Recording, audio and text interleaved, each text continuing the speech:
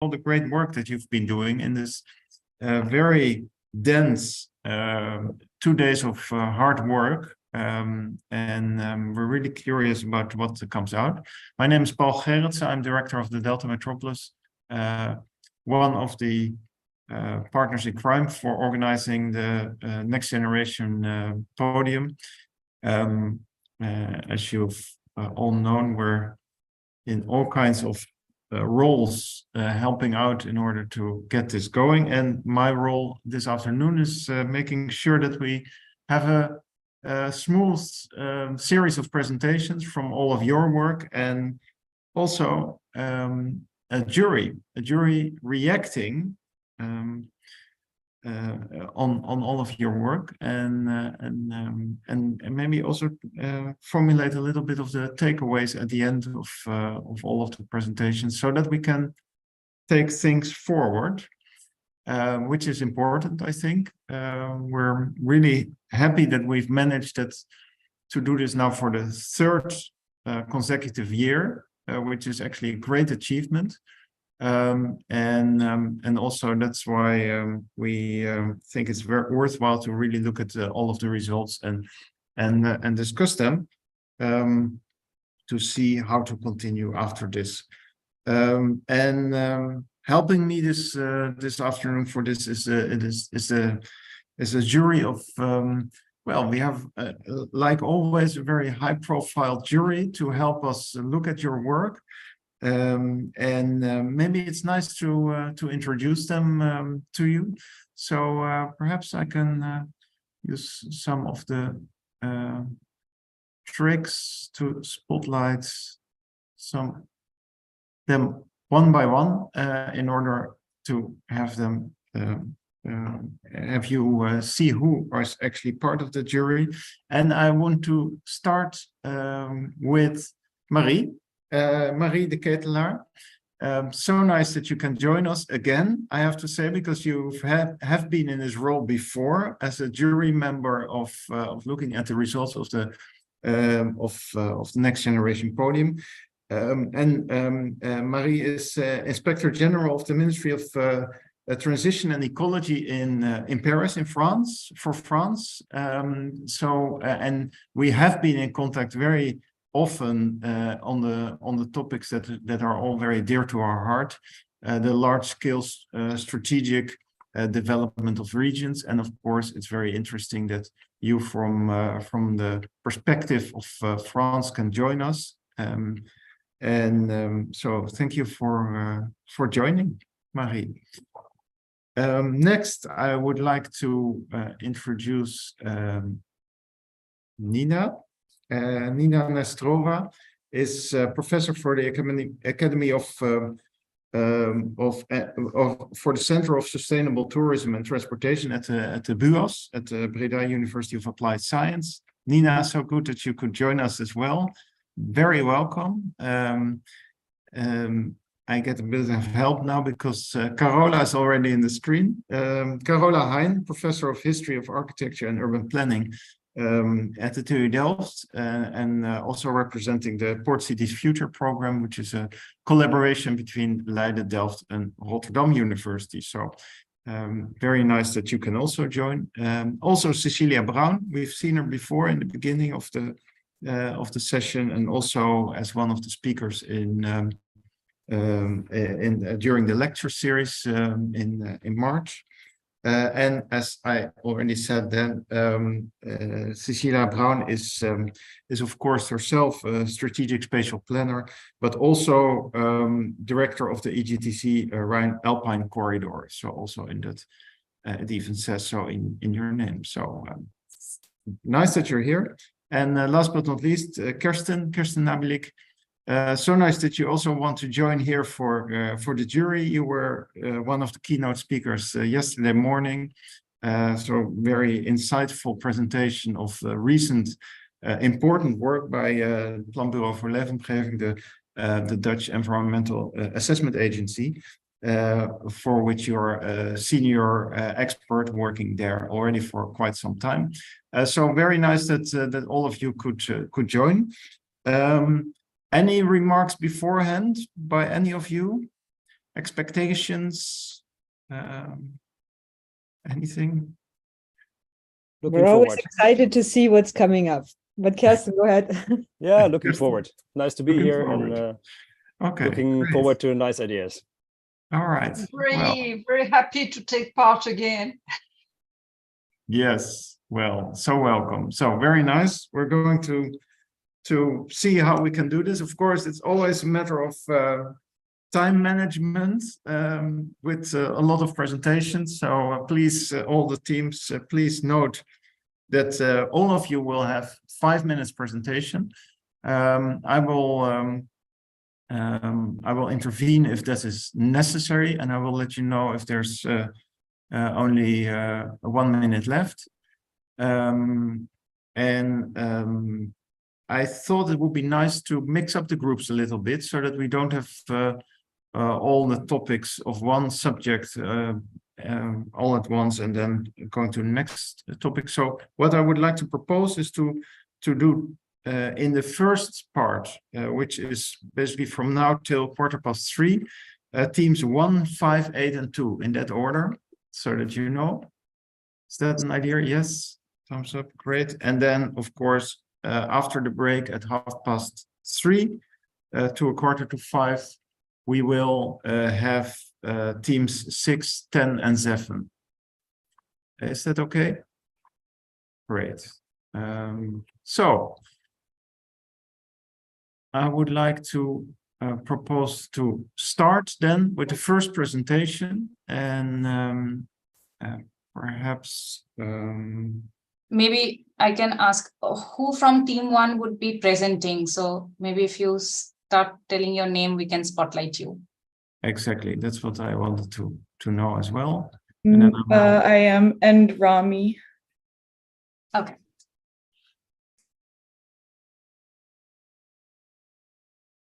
see if we can get you on the screen.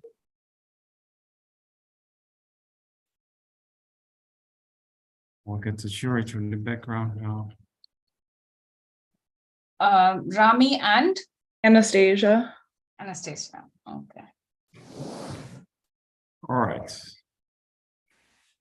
So Anastasia, there you are. Great. So Rami and Anastasia and your colleague also in the screen will do the presentation for Team 1 for Circular Delta. Please take the floor. 5 minutes. Anastasia, will you be sharing? I can, sure. 1 second. Oh, wait.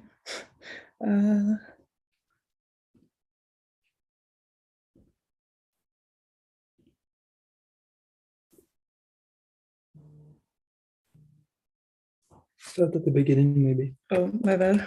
Okay. Okay. So our team is working on a circular economy, and our project is a double mining system for waste management. We're gonna, the area of focus, can you move the slide?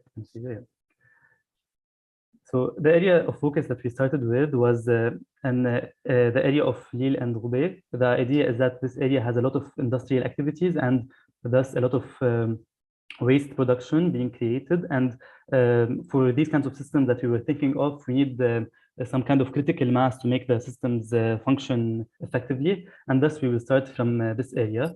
And also something important about the area is that it's directly at the Belgian border and part of a conurbation that is connected to Belgium. So some kind of cross-border cooperation is definitely required.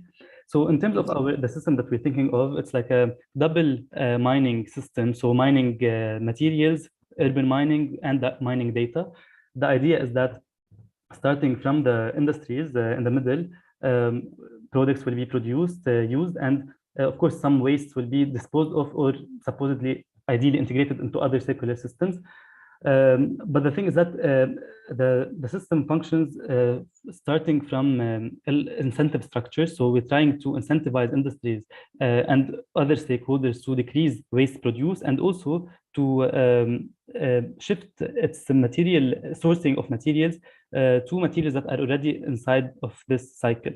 So industries are are incentivized to create arrangements with the consumers to let's say borrow materials or create, let's say, materials that are easily dismantleable.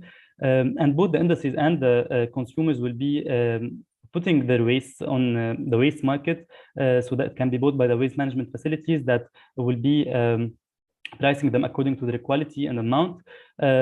This waste will be taken into storage facilities or either recycled and then taken to storage facilities for the stock to be used by industries and integrated again into the cycle. On the complementing this, there is a cycle of the data. So there are a lot of like policy instruments that are being used. So there's supposed to be data reporting from the industries on what they're producing, from where they're getting the waste management facilities, as well on about the transactions, and also from the storage facilities on the stock that they have. And all this database will be open for the industries to use it as an e-market in some sense, so they can be matching their needs to the stock that exists. Also, this data can be used by research institutes in order to create for better waste management designs, or even let the governing bodies be able to create better and more efficient urban mining systems. And also certification agencies could be put in place also to rate the industries and their waste handling, and also like as additional incentives. The management of this online database is supposedly starting from intermunicipal bodies, let's say between Lille and Roubaix, but this will be scaled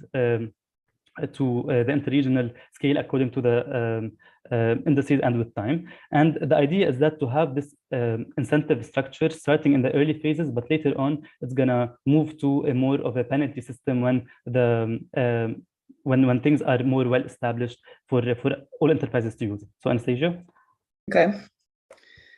So next we, oh, why is it not working?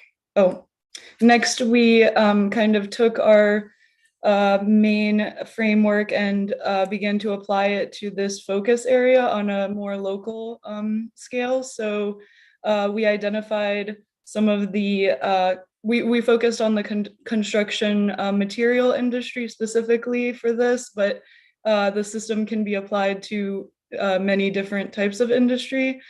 So we located some of the construction industry hubs in this area, mostly like on the periphery of the cities.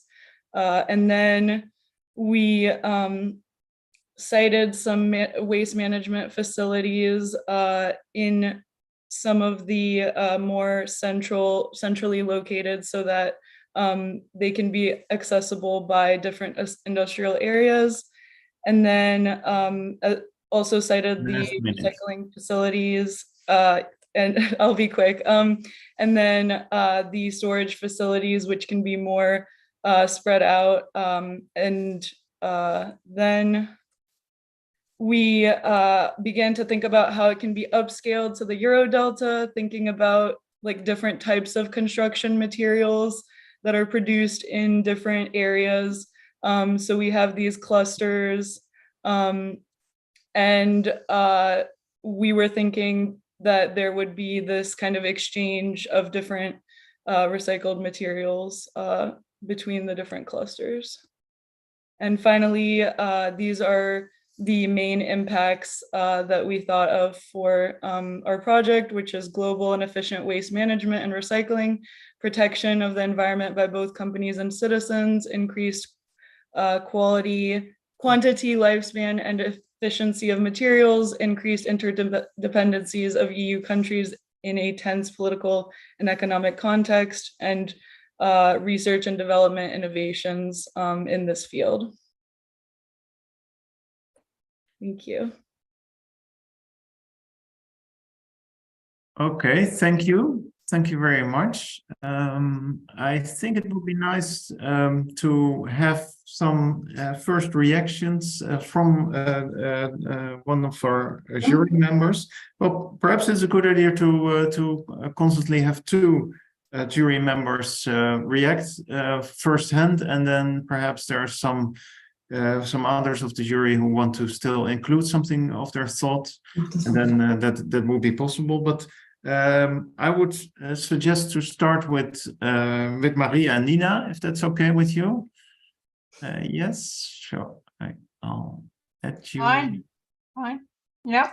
Yes, will? Marie and Nina. Hi. So, who would like to go first? Can Marie? start, Nina, if it's Yeah. okay for you. Perfect. Fine. So first, congratulations for this very interesting and well thought contribution on a major issue, of course, for sustainable development and for industry. I think you really identified the different interactions and different scales, and also the impact for society, which is quite interesting. So I guess maybe you work. I would like to know how you worked, used what's really going on in the Métropole de Lille et Roubaix.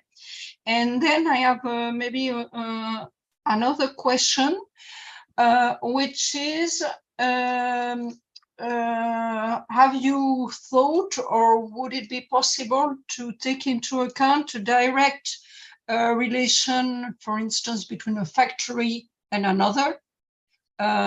Because as we know, the waste of a factory can directly be a resource for the other factory. And in your very interesting scheme, I didn't see this possibility, which in terms of circular economies, I mean, for centuries, you know, it was pragmatically done.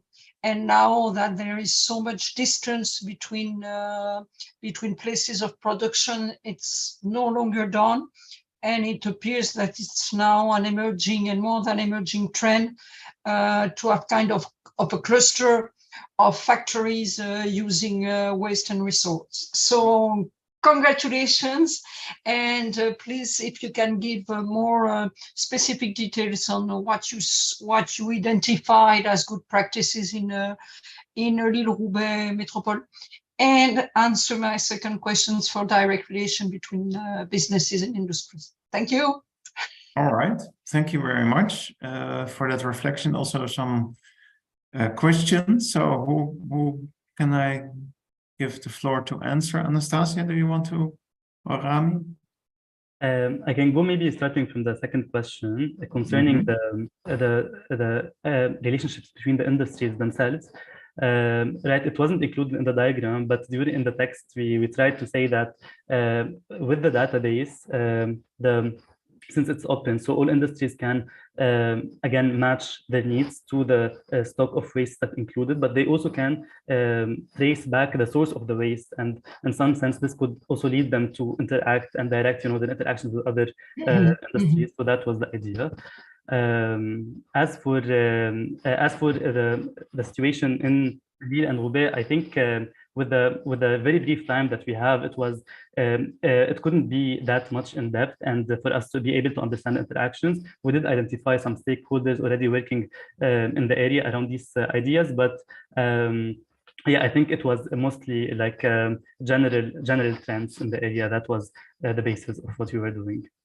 Yeah, and I was just going to add for the first thing that you said about the kind of factory to factory, we did have on the diagram another arrow, I guess, pointing to like waste disposed or integrated into other systems. So I think maybe that could apply to that situation kind of. So maybe it's not put into this circular system, but it can go directly to another factory or another system.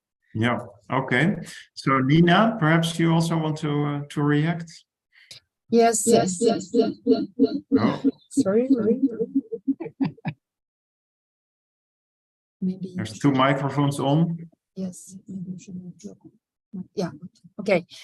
Now I think it's better, right? Much better. Yes. Good. Thank you. Well, first of all, congratulations. This is also very indeed relevant topic for circular economy, the waste management. So I think you are really putting your finger on a spot. And I do have two questions for you. So first of all, the maps and the proposed configuration that you showed us, how much it's actually, there are already existing facilities of waste recycling, storage and collections, most probably in this region, right? So how much proposed project already fits existing infrastructure? So that's question number one. And the second question is really, at which extent you have now based your approach on the existing regulation about the currently products which are currently certified for recycling, because of course not all the products from industry we can so easily recycle and put back into the circular economy flows. Great questions, thanks so much. So who would like to answer? Anastasia, would you like to begin now? Yeah, it's not Anastasia, sorry, we work together. Yeah, for the first question, I guess it resonates with what one of the expert explained, is that we don't have so much space in a metropole that is already really dense. So the idea is to build as few as possible new accommodation for new storage facility or a new waste management facility, and to reuse the facilities and include as much as possible the existing buildings and the existing structures that exist. And that means having a broad number of actors in the field of, for instance, construction. So yeah, so the idea would not be to build a lot of new facilities and a lot of new but I think structures. if we had more time, then we could definitely go further in depth into like the systems that are already there. It's just yeah, with the limited time we tried. Well, can be good next step, right? Yeah, that would be really important for sure. Yeah. And Rami, do you have anything to add? No, I think you said yeah, I said, oh, thank you. Okay. Yeah, in 8 hours, it's already a very, very useful contributions. Congratulations, really. Yes, indeed. So, and also very relevant, I think, in that location. So it's also very interesting to see the relevance of that kind of location in the Eurodelta. I'm curious how that continues to be relevant. The Lille area. I think, Marie, we also talked about these flows earlier between the Eurodelta towards Paris, and how that kind of location is actually quite interesting in that respect. So maybe we should, well, wrap it up for the first team here. So thank you very much, all of you. And then we go to another theme. We go to the theme of the accessible delta. And we will do that with team 5. So who of team 5 can we get to the floor for presenting? Please raise your hand or make yourself known.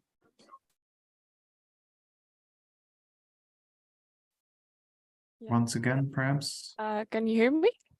Yes. Yes. Fani. Is that correct? I think I have my. Yes. Now I can hear you. Yes. Okay. So the floor is yours. 5 minutes for the presentation. Your presentation of Team 5 Accessible Delta. Yeah. Let me share. I hope it's not a problem to share the mural, because we're a bit short with people, and I feel like the mural is more good to present. 1 minute. I think you can just present that as well. That's fine. I'll just so it's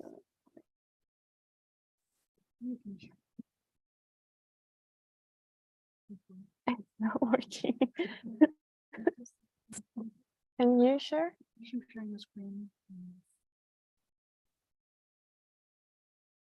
Oh, now it's working.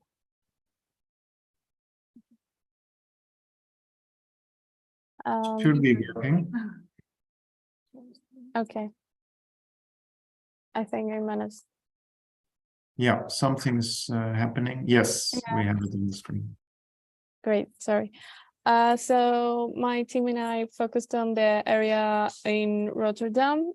We chose this area thinking of it as a very strategic place in the Eurodelta region, as it is really close to the border with Belgium, and it's on the coast of the on the north coast of Europe, and it's like it's described as the gateway to Europe, and it is for a reason, as it is connected with a lot of places in Europe. We started looking at the bigger scale. We noticed there was a big number of airports in the region, and it seemed like there could have been a better connection between the areas of the Eurodelta in order to sort of decrease this perhaps excessive amount of like airports in the area. And we started looking at the Rotterdam and how the airport in Rotterdam is located in the city. It's very close to the center, and it's here. This is Rotterdam, and also next to it there's this huge green area, the Midden-Delftland area, that sort of separates Rotterdam with Delft. We saw this as an opportunity because looking into Rotterdam, a city that we didn't really know a lot about, we found that even though it's one of the greenest cities in the Netherlands, it doesn't have enough green spaces, and there's also a housing problem. And we started looking at the problems that exist and perhaps how could we offer a different way to use the airport, and sort of on the one hand limit its use as an airport and focus more on different ways of transportation, such as railway and the seaways, mostly the railway, and trying to figure out other uses for the existing area, seeing as it was such a geographically important one, because it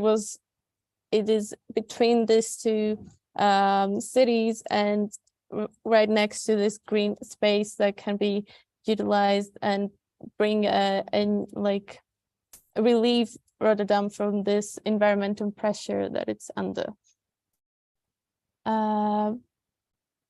So we are proposing like to slowly decrease the flights that go out of Rotterdam and like in general in the area of the Netherlands, because we thought about how we can cooperate. Okay, this is not moving. How we can cooperate with other airports, like the one in Maastricht or Eindhoven, which are big airports that are close and can really sort of relieve part of the pressure to distribute some of the flights, because of course we understand we cannot really say that all the flights that are going from Rotterdam are not used, as well as bigger airports such as Amsterdam and Brussels. And we talked a lot about having community involvement in this and how we can listen to the ideas of the community in both towns in order to make this space a more livable and lively space. Because there are a lot of actors that can be involved, not only just the airports, but the different municipalities and the universities as well, because Rotterdam and Delft have big universities as well. We also wanted to have a quick mention in some references we found, the one in Berlin, how they utilize the old airport for regeneration and using this space to have more greenery and like co-working spaces in the city, which was a really good reference for us. And moving on to great. Moving on to our map, how we saw how we want to direct airflow from from Rotterdam to the neighboring airports, as well as like understanding that by putting a lot of focus on the railway routes that can be connected, we saw how perhaps with Eindhoven and Düsseldorf, the connections might not be so good right now, but there is a prospect for them to be better in order to limit the flights that are going between them. And yeah, to summarize, our approach would have a lot of a big environmental impact, and that was our main goal, like to decrease carbon emissions and our footprint, but also create a new social center, a multicultural, multifunctional neighborhood that can boost the economy of the area, but as well as change our way we think about transportation, to have always in mind that we have a footprint that we need to acknowledge and try to limit. Thank you. All right, thank you very much. Nice in time. Approach towards the flight infrastructure and how to change that, very much along the line of the STICE report that the Eurodelta actually also did this research about, which was presented in one of the lectures. Maybe to help me a little bit as jury members, I would like to bring forward Carola and Cecilia. Do you agree to say something? Yeah, there's Carola, Cecilia. There you are, great. So Cecilia, would you like to start, or Carola? Yes, thank you. Yes, I would like to start. First of all, thank you very much for this quick and on-time overview of such a tough subject also, and accessible data. And I think it's interesting that you chose Rotterdam and Rotterdam Airport, which I must say I didn't know much about. I'm very surprised, because the airport I always think of in the Netherlands is, of course, Schiphol, but I didn't even know that there was such a close airport to the city center. And given its location so close to Delft, I think it's, from a corridor perspective, once again, there is a strong connection between Rotterdam and Delft. It's interesting to choose, first of all, this position. And then also looking at it from that there are a lot of regional airports, also the debate of regional airports not being so necessary in the future, but rather focusing on the location of central and bigger airports, and rather giving up and reusing these spaces is a very interesting topic and a very interesting theme to look into. And I think, and that's maybe my question to you, maybe it's also interesting to look at it from a specialization point of view, because these airports have different destinations. Some of them are identical with Schiphol or with other airports. So I think I wouldn't know now in Rotterdam or in Eindhoven what their specialization is, but if you were to remove them in the long term, which is of course long term, and I liked also that you put this in a very realistic timeline, it's important to see and study probably in the future, and I would like to hear your opinion about this. What are their destinations, or what are their plans and focus points, and are they coordinated? Are they working together? Are they aware of where they're heading in the future? And do you think maybe that this could be a good next step to go ahead with? Because in the idea of upscaling, I think this is where we also have to go, more coordination, more cooperation amongst the airports in order to enable this shift from aviation to rail. Well, well, to answer your question, we started looking in Rotterdam for its location mostly, and how close it was to the other airports. And we did find out that most of the flights that go from Rotterdam do go to the southeast part of Europe for now. But we thought about it in a more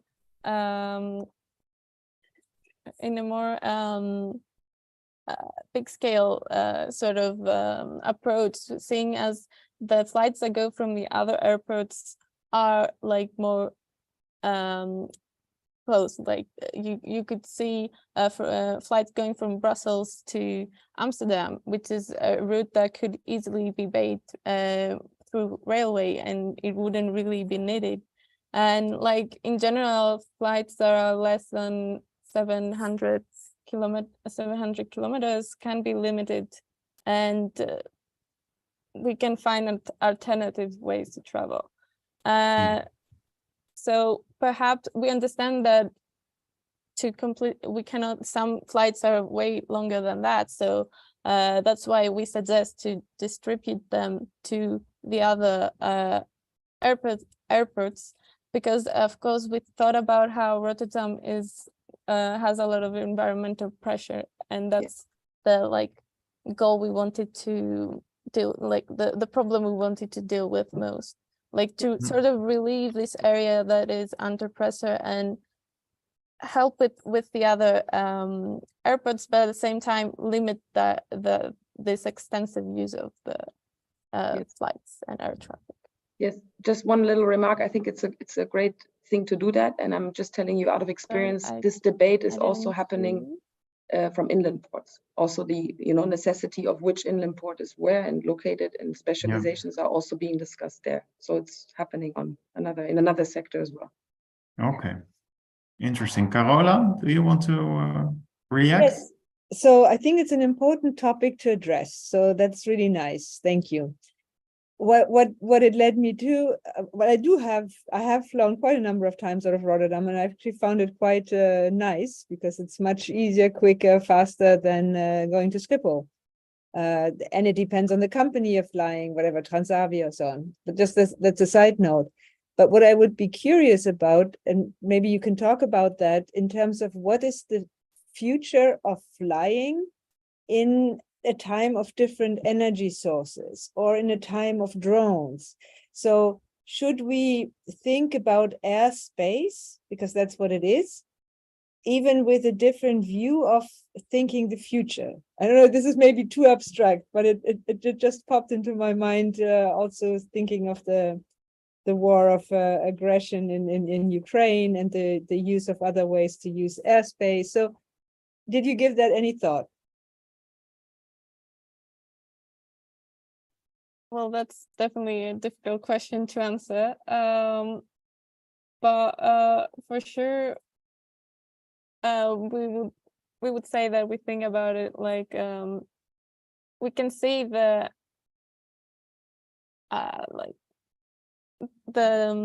results, like using this excessive use of airplanes has brought, but perhaps we can think of different ways, I would say, because like especially in Europe, where we're a continent where everything is very close, and we should, I think at least we should try to figure out what is the best way to travel and what is the most sustainable way to travel.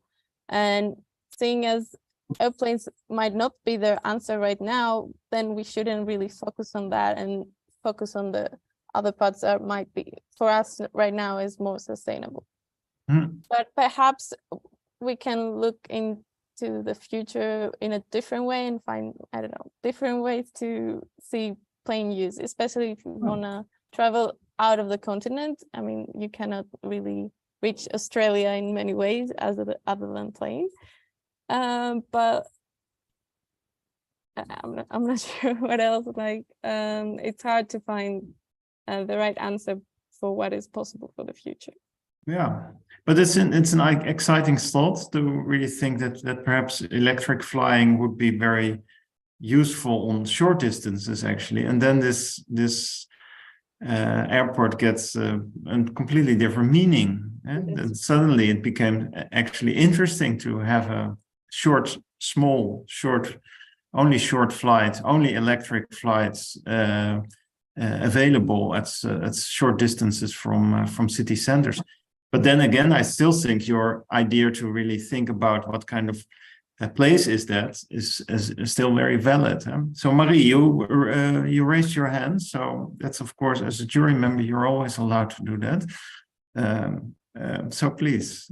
Yes, thank you very much. I think as Cecilia and Carola said, you tackled here with the major, very important issue at the time. And I'm especially interested because I'm currently working in France on the Toulouse-Blagnac airport, and we are carrying out workshop with all the stakeholders, because there are very important stakes. As you might know, it's where Airbus, it's the main implantation of Airbus, so it's a very important issue for the industry. And at the same time, the Toulouse airport is very close to the city center, which causes much nuisance and problem for people living here. And also, as you very cleverly identified in your presentation, the use of land. So I think congratulations, because you tackle all these issues. And I think there is, according to my experience, one thing missing is what you presented. You talk about social, but you can you probably in real work have to deal with the employment issue, because the main objections which could be made to what we try and do and what you are trying and do in your presentation is the fact that flying is a very good source of employment of all levels. And at the time I saw you mention it might be creation of jobs in other transportation sectors, which is right. But when you work on city planning with sustainable development, you are always faced with this challenge from businesses saying, no, we cannot change. And if you change, you will destroy jobs. So of course, you have no time to tackle it all, but it's a very controversial and important issue. Thank you and congratulations. Great, yeah, interesting addition. So thank you very much. Thanks all of you. Thanks, Fanny, for your presentation and representing your team. And we go to the next team, which is team 8. And we go also to the next theme, which is the fluid delta. So yes. I don't know who from team 8 wants to present. Yeah, I am Anna Zilioli. Yes, are you there? Okay, I will share. Yes, and perhaps it's nice to introduce also the rest of your team members. I think that would be nice for all of us to have a little bit of overview of who's been working on your project. Okay, perfect. So, I will present. Okay, so our project recognizes the territory around Rhine and Ruhr area as a cross-boundary river scales. So starting from the local scale was chosen Duisburg as a city in Germany, because it's an important port and it's also along the two important ends of the river. And the idea of our project is to create a project that can be proposed also in other port cities that are along rivers. And so we chose this city in particular for that case. And in the city, we analyze and we follow 3 main areas and 3 different visions. That there is the agricultural area, the harbor area, and the area. So Duisburg is characterized by the presence of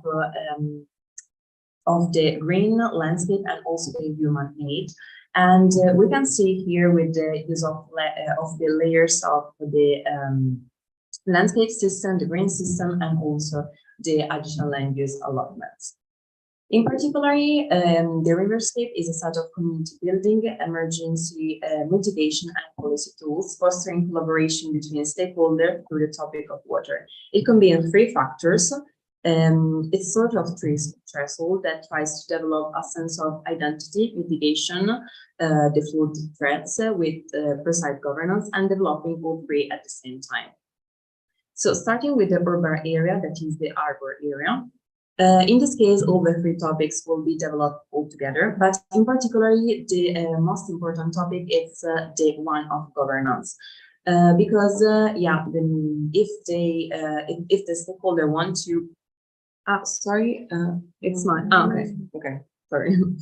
If the stakeholder want to create some buildings, want to build something, they need obviously permission in order to create some different vision and in order to create the specific things in with the related activities.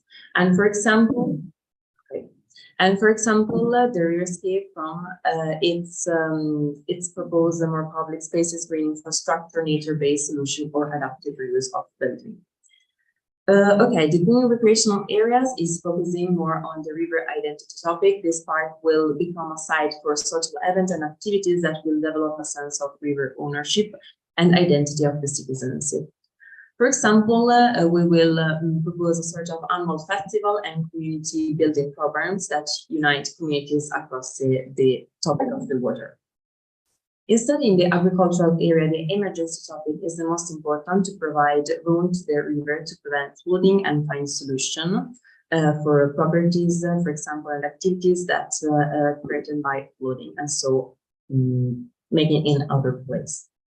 So our project also is looking at the design in 4 dimensions, so looking also in particular in the time dimension, because we can see the different situation of the river depending on the water level. So indeed, during lower water levels, people can use the space for temporary uses. Instead, during the storm events, these spaces will be designed to be floodable, and building will receive retrofitting to preserve the urban form, but at the same time live with the water.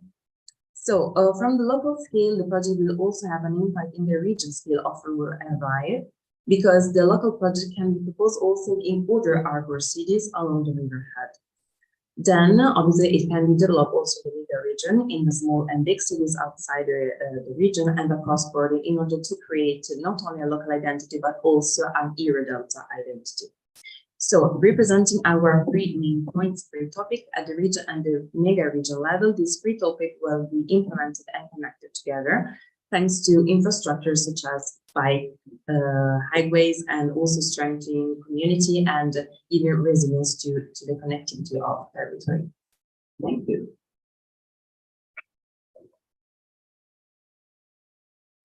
Thank you very much, Anna. So you were really fast. I didn't even have to urge you on. Yes, so perhaps to reflect with us on this particular topic, I think it would be nice to have Carola on board again. I think it took a lot from your thinking, and Kirsten, indeed, you're also there. Great. So Carola, would you like to start? Sure. I mean, this is a really hot topic, and so congratulations on attacking it, or tackling it, I should have said. And it's also a topic that in which you are starting to bring together. I think that's what I'm hearing. You were so quick that I've been trying to gravel it together. So the questions of identity, emergency, governance, those are key questions, and it's a theme of how do we bring also voices to the living or non-humans. So how do we actually give a new right to the river from source to sea? How do we acknowledge nature? So I was wondering if I say these things, and maybe I just didn't hear them yet, but maybe you could expand a bit on the underlying meaning and the importance, for example, for ecosystem thinking through in your project.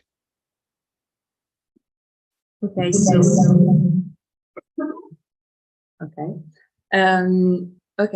because the main idea was to using the fluid idea of the river in order to create a sort of connection, a social also connection.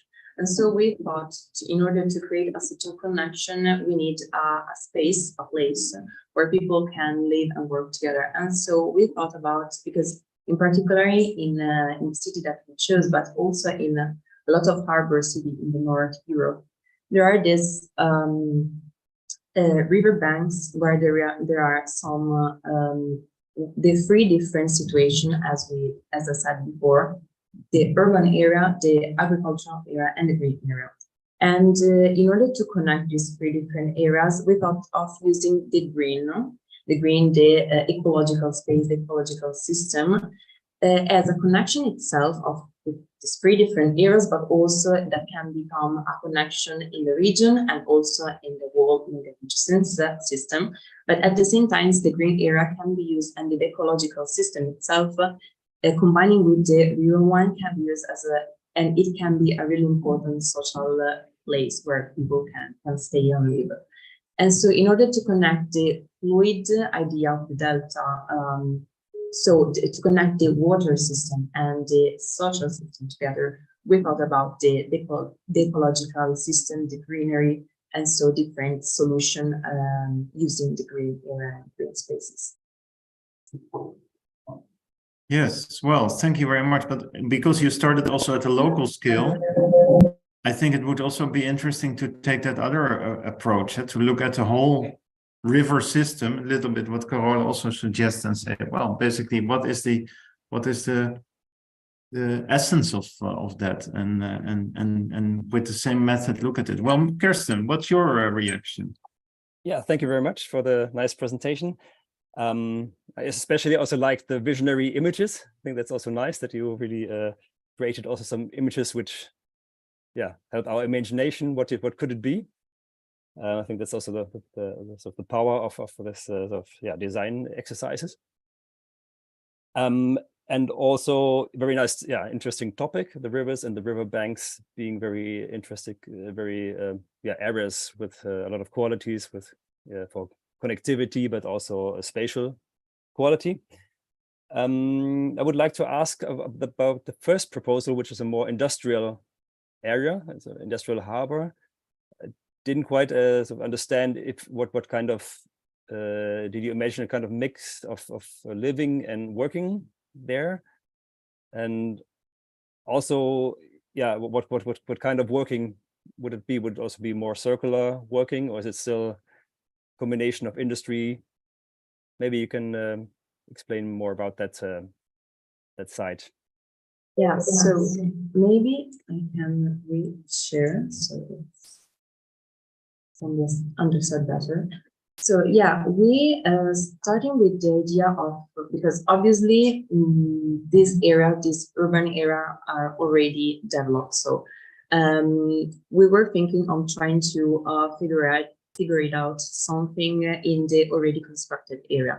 So in this area, for example, in the urban area, you can see the industry, but also the housing. So we can have this two-dimensional all together, because obviously we are looking for areas that are already existing, but also there are we're thinking of some stakeholders or developers that want to create more and new uses.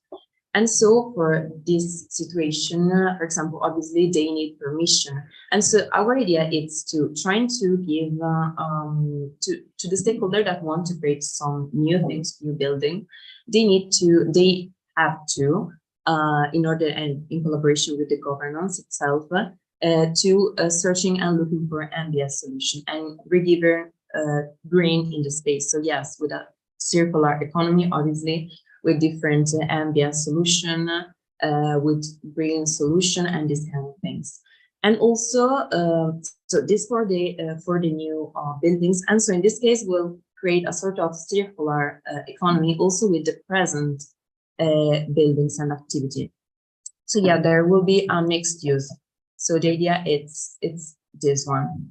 And at the same time, we also thought, for example, we can see in the scenario how the new buildings has to be. So in order to create a sort of identity, and also with the problem of flooding, they need to be in a certain way. So in order to create, a greenery space and be a solution, but also for the emergency, they need to have these kind of abilities that are, higher level in order to give to the river his space and his living. And so this is the idea of connecting more also the buildings and the already urban area with the new idea and the future itself. Yes, thank you very much. Yeah, so I could imagine it would be interesting to look in these areas, because I guess like 80% of the area is used for kind of the fossil economy. Because I see like a lot of tanks for oil and stuff there. So I think could be, yeah, I know you don't have more time, but in these areas to look if in the transformation of the kind of economy and the industry, because obviously things have to change there. Yeah. And it could be interesting to study that in more depth. Yeah. Yeah, definitely very interesting. This whole idea of having a certain designated zone that can only change in a certain way, and if things change, that they move in the right direction. And yeah, since this river system is so fundamental to many of these other uses as well, that you can actually have a much bigger impact than only the river zone itself. So like Kirsten suggests, like if you change that from a fossil economy to another kind of economy, it will have effect, ripple out effect on a much larger territory. So yeah, indeed, very interesting. So good. So we're up to the last team in this part. So thanks very much, Anna, for representing Team 8. But we're going now back to the theme of Circular Delta with Team 2. I don't know who wants to represent Team 2 and do the presentation. We actually, all of us want to participate for presentation. Great. It would also be nice if you are all visible. You can all see you. But indeed, it's already good that we see all of the team members. Yeah. Yeah. Where you come. If you want, I can ask them to. Sorry, Yes. in class right now. I'm starting the presentation off and then leaving it off to my group members. Okay, Kira on the floor.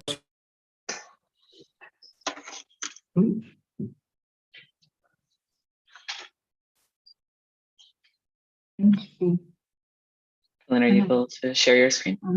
Sure. Yes. Thank you.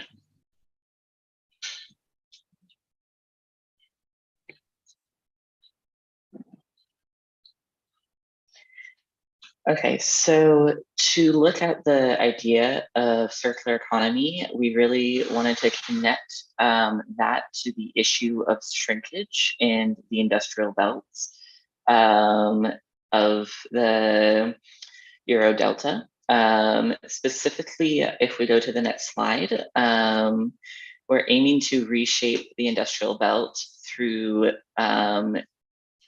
choosing a local site in it, Berlin, in the Limburg province in Netherlands, as part of the wider ex-industrial belt process. So we would start there and then move forwards. And it's also a really good location because it has old coal mines that are no longer in use, and it's been experiencing rapid shrinkage in the area. Yes. Okay, we tried to have some background studies for our idea. So comparing Heerlen with other neighborhoods, we can see that the unemployment rate is higher than neighbors there. So because after the golden age of high demand for coal mining, many of the jobs actually were down. And because of that, in the next slide, we can see that some of the population in this area moved or tending to move to northern part of the country to have more job opportunities. And the next slide, we have done a SWOT analysis for our study, and we try to consider both local and regional aspects in our studies. For example, like all the universities and innovation centers around the location, and all the stakeholders, local businesses and national ones. And also the weaknesses that we have, like the high dependency on the industrial economy of the area, and aging infrastructure, for example, and also the opportunities that we can have there, and we can propose our idea and our vision for that. So, yeah.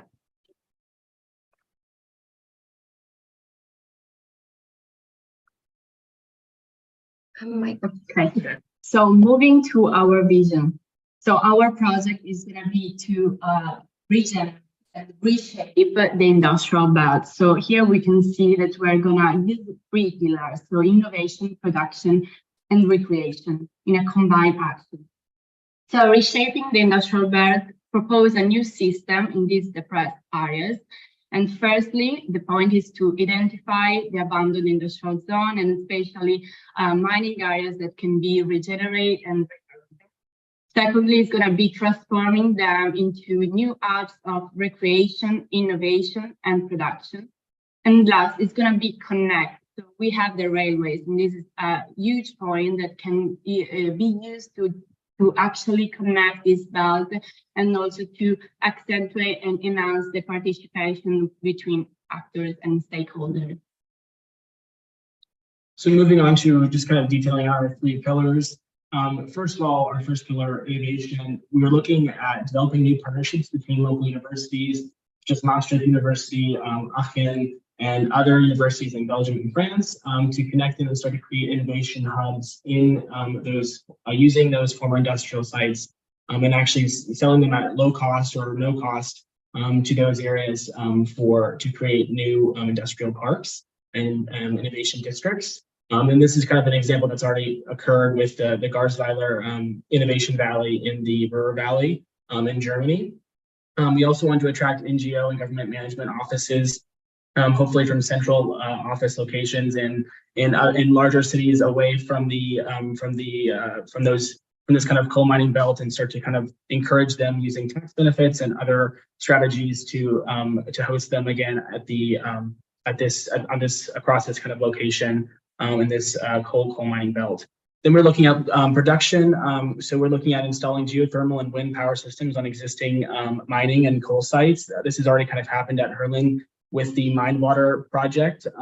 They're essentially using geothermal technology in existing coal mine or in former coal mines that have been flooded. We're also looking at building energy storage and capture infrastructure on site, and then developing a new system of agricultural production using phytoremediation, for instance, lavender fields or vineyards, other types of agricultural production that can actually heal the soil that has been the brownfield soil that's been disturbed by former industrial use. We're also looking at sponsoring social housing projects on brownfield land. And then for recreation, we're looking at creating a new public park system in the same style as the Imscher Park, kind of sponsoring architectural and landscape design competitions, developing a new lake system, and preserving the industrial heritage that is so important to the area. And here we have a kind of a quick collage showing what our idea of this new kind of 3 pillars can look like, using the rail infrastructure as a kind of backbone for the circular economy system.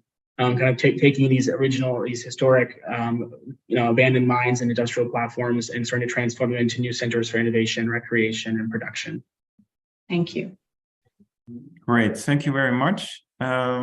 Very interesting. Also, looking at all of the existing infrastructure and seeing how to reuse that. Kirsten and Cecilia, can I ask you to join to react on this presentation?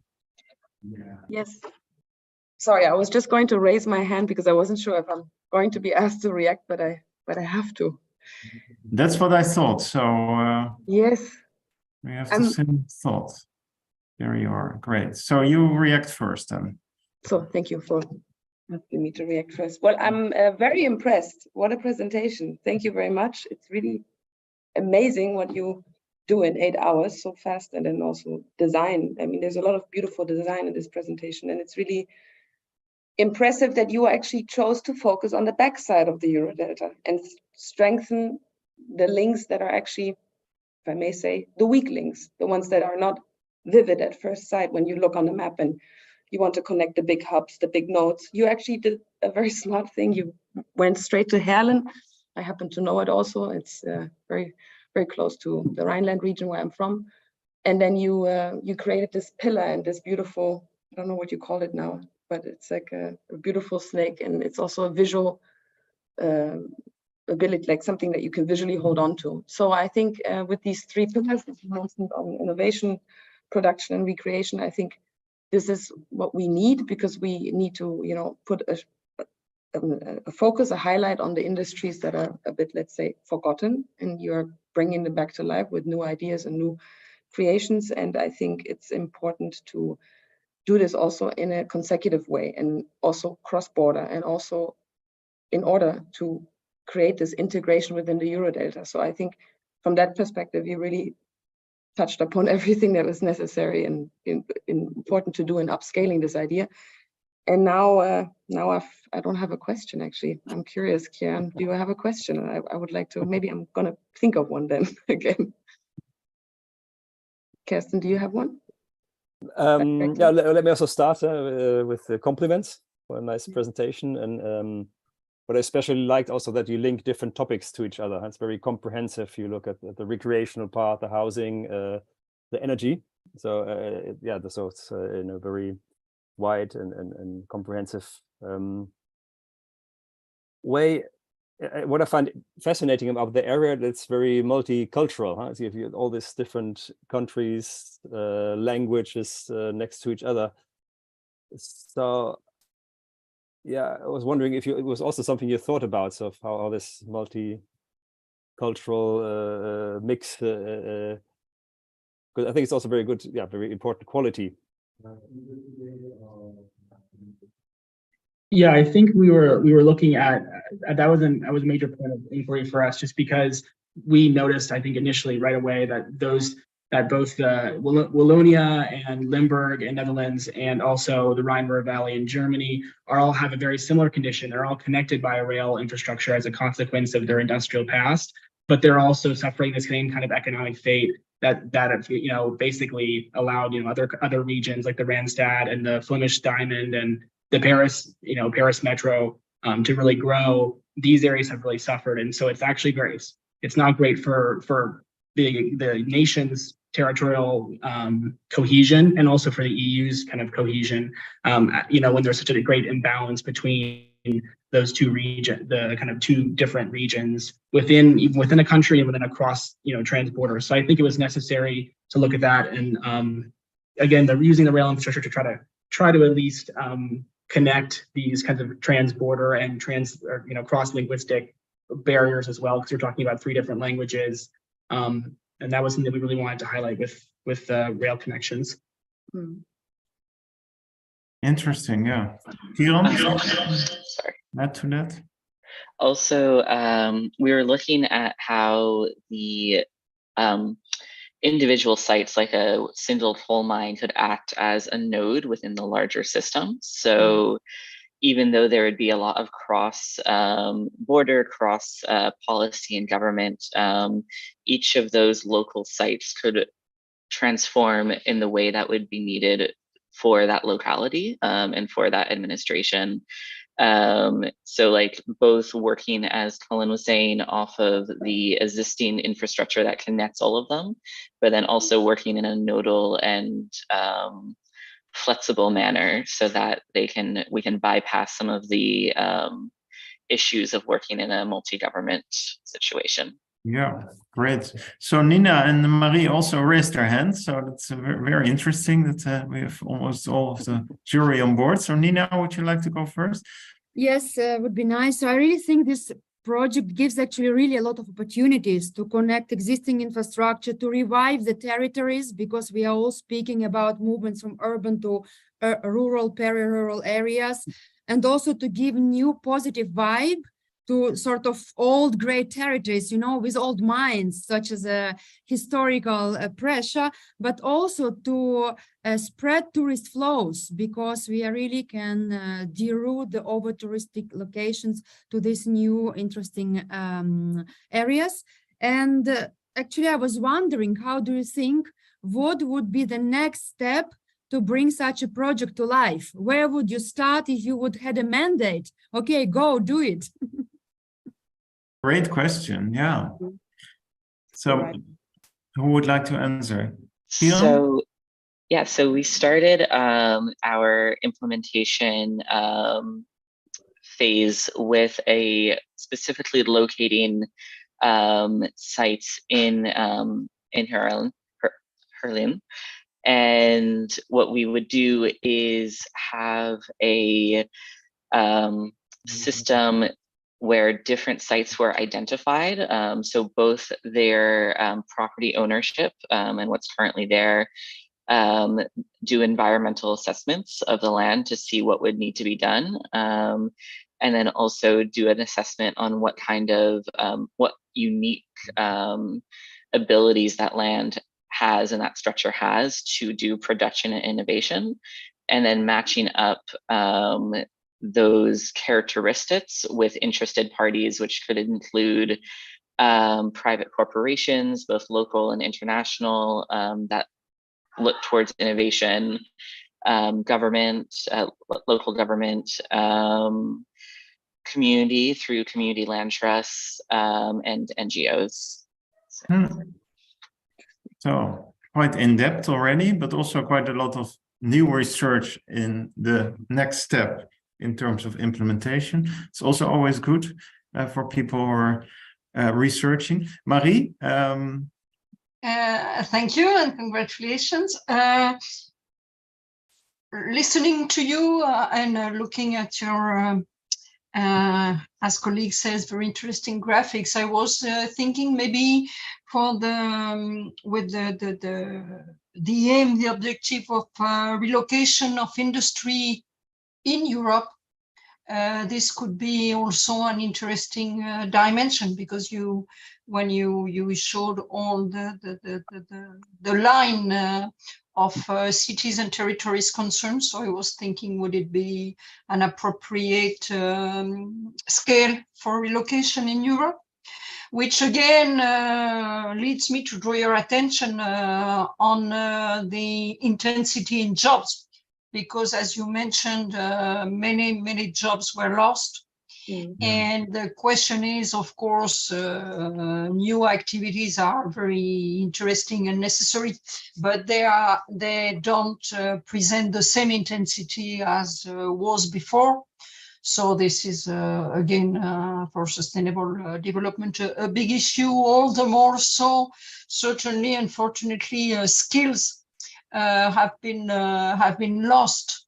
And the question is, well, a tradition I just mentioned briefly, but there is now a big transportation railway system in Greater Paris, named Greater Paris Express, which is a circular train. Maybe you heard about that, and that's very interesting. It's huge. It's currently the main works in Europe, and to dig the tunnels, they had to call back former miners, because nobody was able to dig such tunnels, and only all miners could advise young people to do so. So well, that's I have no solution about this, but the question of jobs and transmission and renovation of skills is extremely important. Thank you and congrats.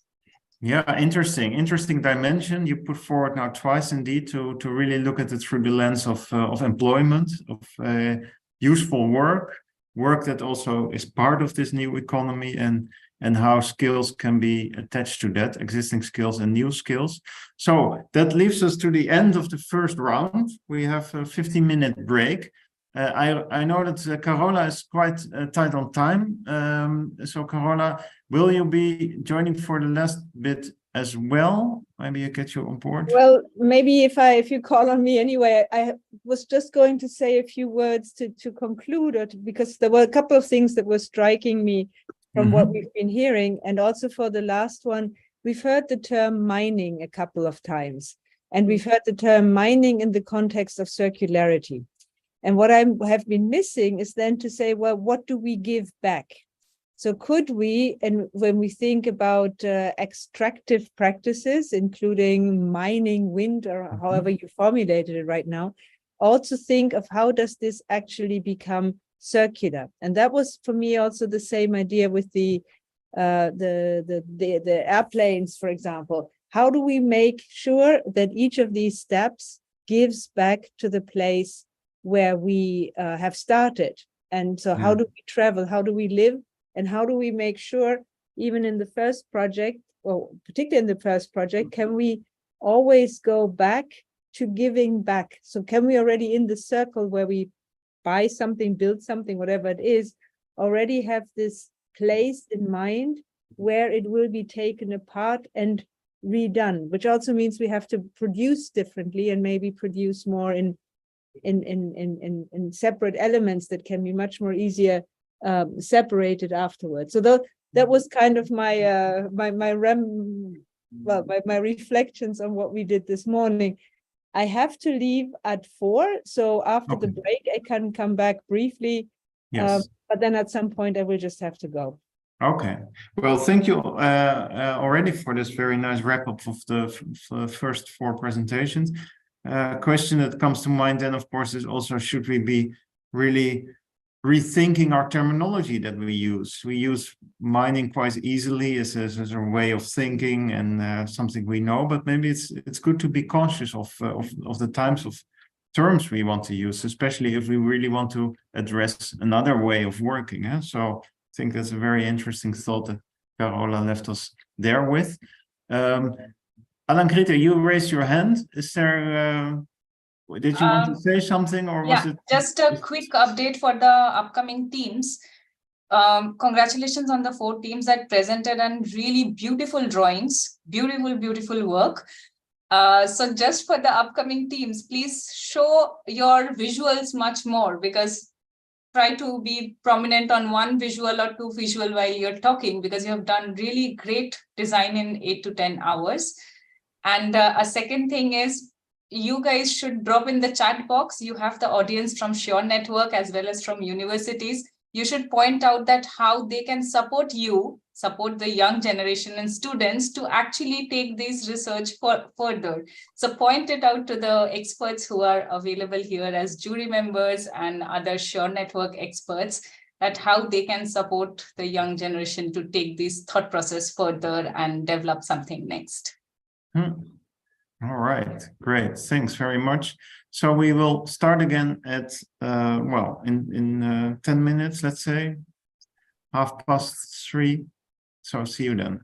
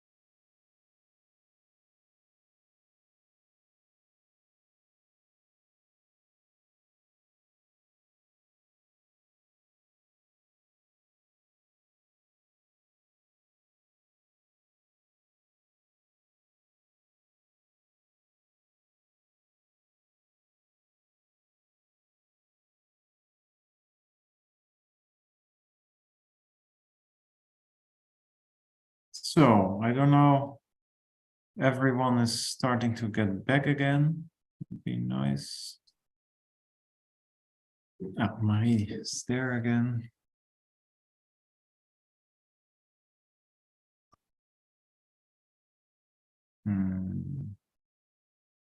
Waiting for the jury to appear again. Ah, there's Nina. Great. Good that you're back.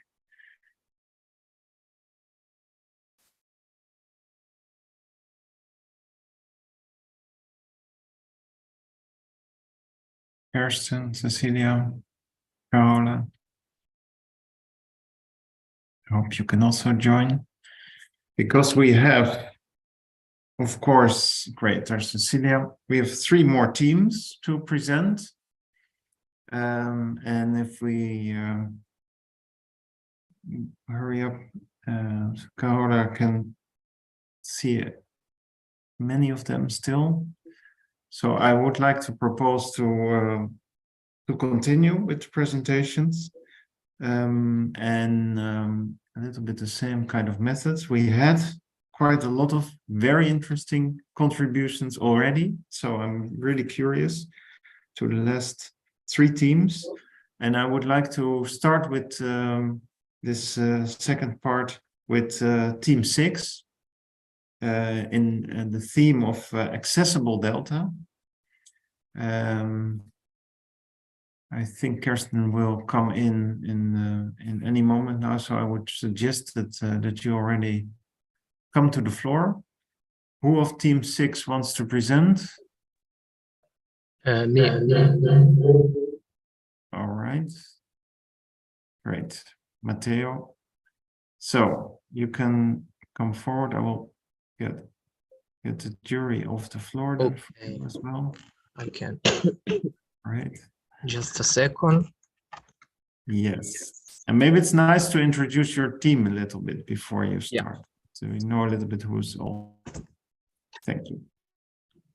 So we are in 3. Matteo. Sarah and Patrizia. So how can I present? Where I have to. Like this, please. Okay. Okay. The microphone. Okay. So our team is Accessible Delta, and we project a collaborative cross-border platform. So starting with our case study, the location is Venlo, a city in Netherlands. Venlo is situated in Limburg province, is a medium-sized city connected with the bigger city of Germany and through 2 motorways, and has a railway system connected with the major Dutch and German cities. Is also close to 2 airports and surrounded by smaller city on the both sides. So the issue is the cross-border relation. So the one example is from Venlo to Strehlen, that is a really small city in the Germany context. By public transport, we have a journey of 1 hour instead with by car 15 minutes and by bike 42 minutes. Instead, on the part of the Dutch cities, we have, for example, the connection with Orts, that is 31 minutes by public transport and 20 minutes by car. So well-connected system for the Dutch cities, instead for the German city is not well connected. So Matteo just talked about a very interesting problem issue we are now having on the cross-border like the problem. So now I can introduce the framework of our project. So first, we begin from the need. We found that actually residents live along the border. They have a need to cross the border for work, for recreation, etc. They have needs. And the problem now is that due to some institutional issue, for example, it's very common that for the public infrastructure, they belong to some companies and they are not from the same countries. So they have some core cooperation problems. And the current situation is that it will encourage people to use car instead of public transport. And our goal is to encourage sustainable modes of connection between middle-sized cities and small towns on the border between Netherlands and Germany. So the strategy, we divided it into 3 parts. It's about train, cycling, and electronic bus. And we want to encourage institution innovation, policy innovation, and design innovation. So this is the SWOT analysis. So the presence of the strengths that are the presence of 2 airports for the case of Venlo, well connected to the important bigger German and Dutch cities. In the weakness, we have the weak cross-border connection with an intermodality system to the smaller surrounding cities, and the missing of the presence of intermunicipal bicycle path or non-continuous cycle lane. So the opportunity is the shared stakeholder like the Eurobank company, and the presence of good infrastructure, railways and road. Instead, the threats are the international conflicts that is in funding, taxes and rules. So the scenario that we want to provide is a post-car scenario in which alternative modes of transportation are emphasized. This is designed to be more sustainable, environmental friendly, and promote a sense of community based on the proposal of Bannister Sustainable Mobility Paradigm, in which the alternative paradigm in which to investigate the complexity of city and to strengthen the links between the land use and transport. So the consequences are the new opportunities to better connect the cross-border cities with public transport system, opportunity to exchange knowledge, resources, and specialization, reduce the car dependence, reduce the cost in consumption of fuel, lowering carbon emission, and reducing stress and produce more active lifestyle, increasing safety and for fewer car accidents. And we also discover actually we are dealing with a problem. Basically, it's like we have to encourage the participation among different actors. For example, during the border, we found there are different train companies, bus companies, and we set some example here. And like there are different transport associations, so different companies belong to different associations. So the current situation is a little bit complicated. And so we think maybe we can do something to encourage the cooperation, to encourage the communication between different stakeholders so they can better coordinate with each other. And so here shows our implementation steps. So first, we think it's very important to collect current information. We have to know the current problems, and then we have to know the expectation from different actors. And also, we believe that because they must have some innovative actions already, and we can learn from that. So we can integrate that into our platform, because what we intended to do is we intended to create a platform, include all the actors to provide them an environment to communicate better. And later we will inform actors and create a platform and have pilot projects. Let's say we can just do it in our area of focus, and then we will expand the pilot project to different areas along the border.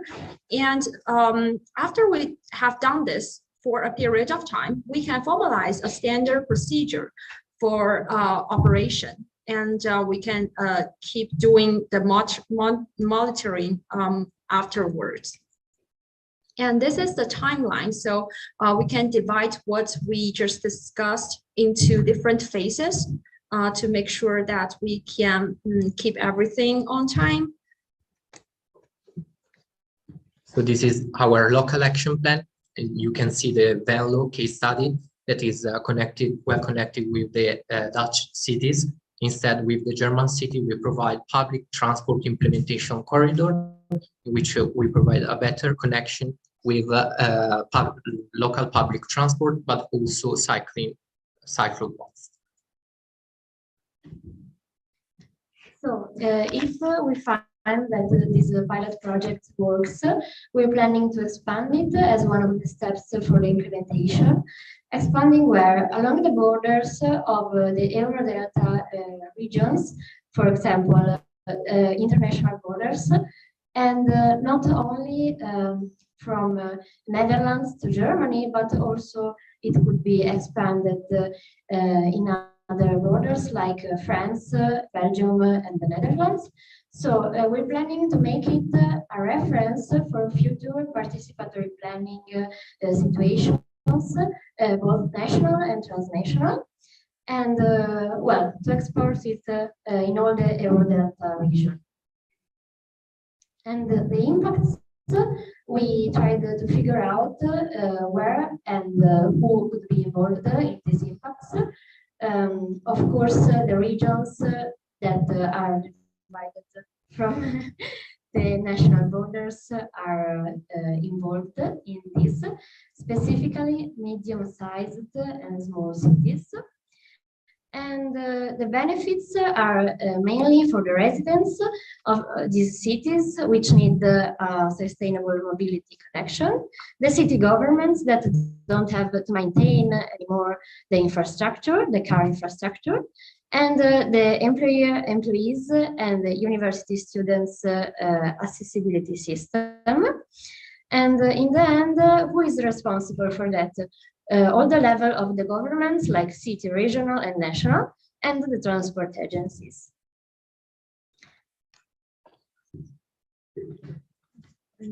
So this is we made a collage to better express our idea, and that's our presentation. Thank you so much.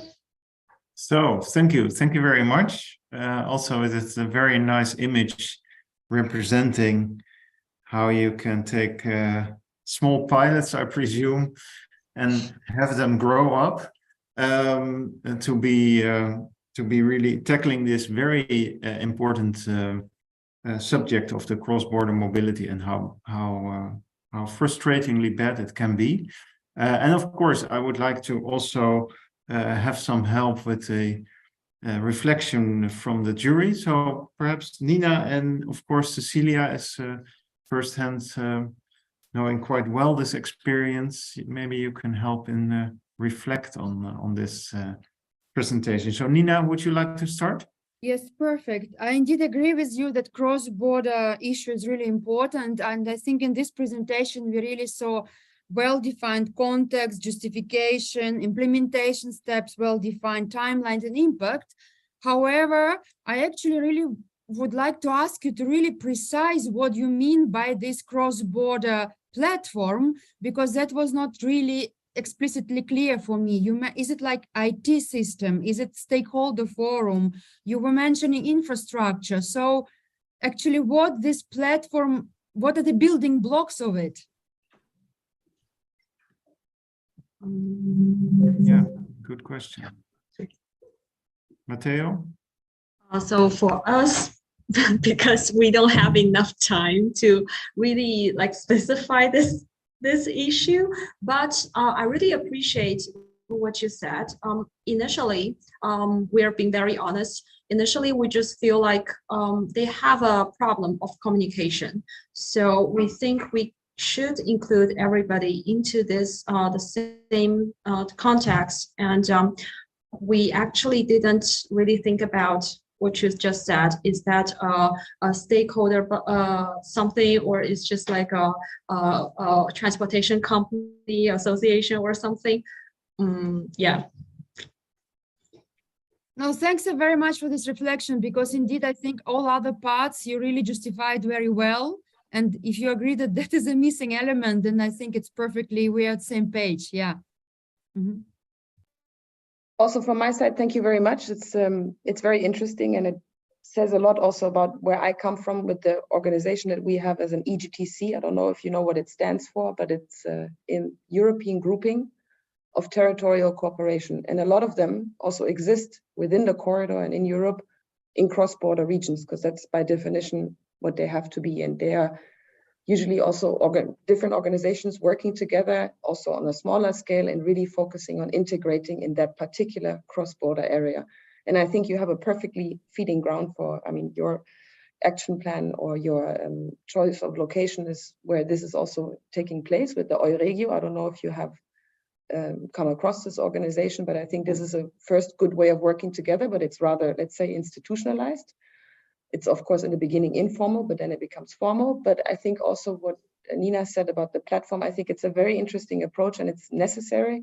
But of course, it's important to define what this platform really does and who has access to the platform and how, for instance, votings could take place on this platform. We also once had, in the very beginning of the Next Generation Podium, there was a presentation about an app for the Eurodelta and for the citizens to shape the future of the design and the Eurodelta as such with what they should focus on. That was also on a mega scale, very complicated and interesting to approach, but I think it's also important to have this, and you also scaled it up along different parts of the border.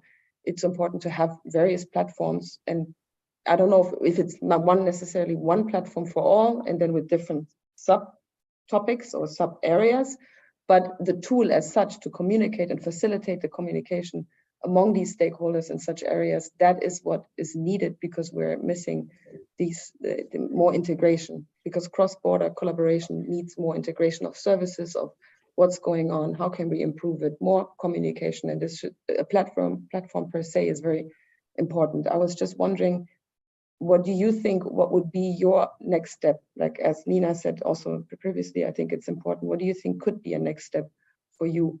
Maybe as a group working on this in the next step, but also for us as Eurodelta stakeholders. So based on the 2 days research, I kind of feel like the actors, the first, for at least for us, we have to really understand the relationship between different actors. Let's just set the example of public, the transportation company.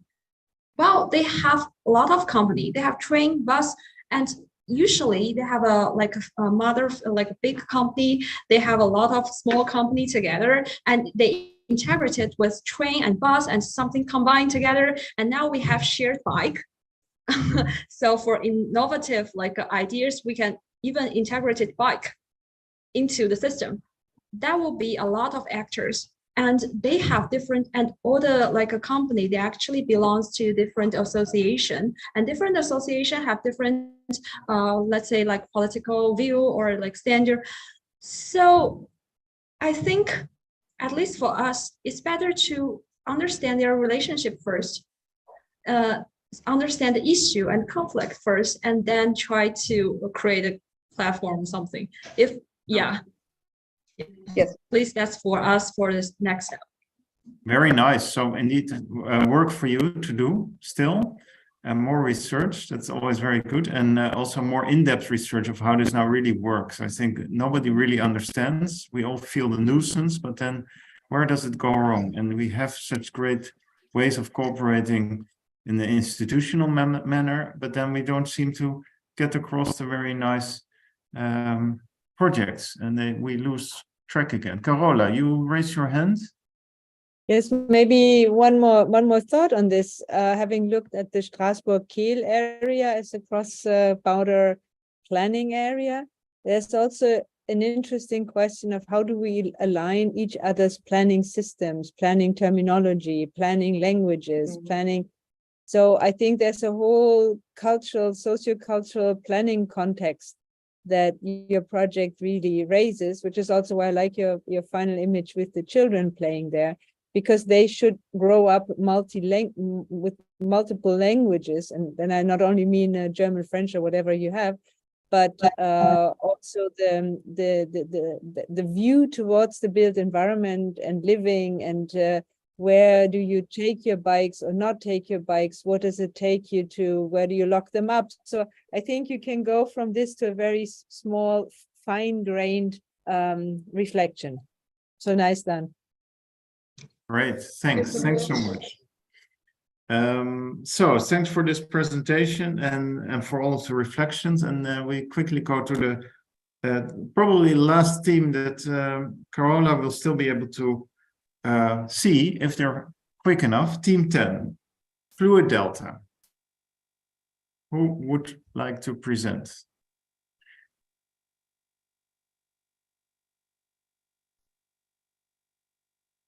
Okay, Anyone? I think We hear you. Not yet see. Ah, there you are. Great. So please go ahead. The floor is yours.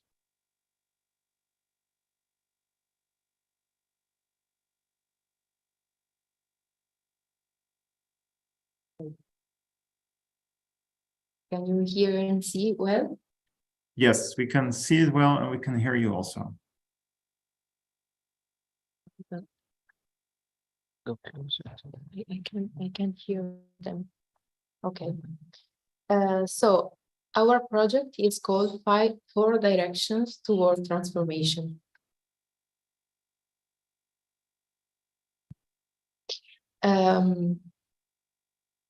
Sorry, we can change the slide. I don't know why.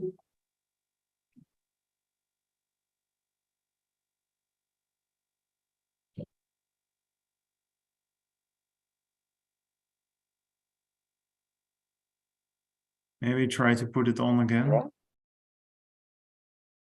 Press the arrow on the side.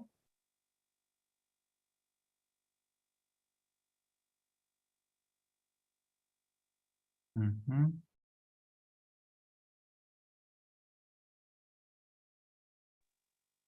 Yes, I don't know what is the project. The problem. We can't change the slides.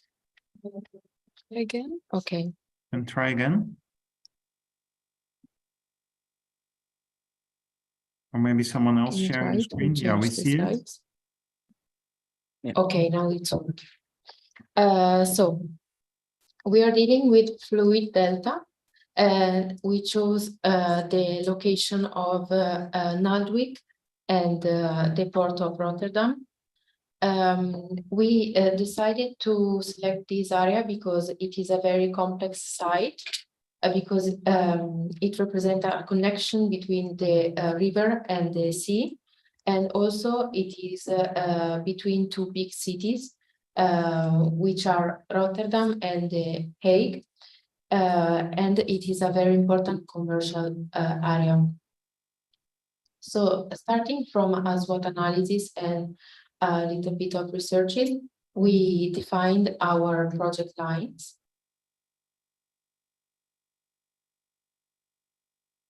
Okay, so our project is a set of directions, 4 directions, which are diverse economy, blue ecology, restored heritage, and connected region. Each of these directions has some goals and strategies, which are supposed to be implemented in the Delta region according to the local context. The idea is to use the water system as a main tool to implement these 4 strategies. So we decided to combine and integrate the water system with other tools and elements connected to each direction to think about some strategies that you can implement actually in all the Delta region.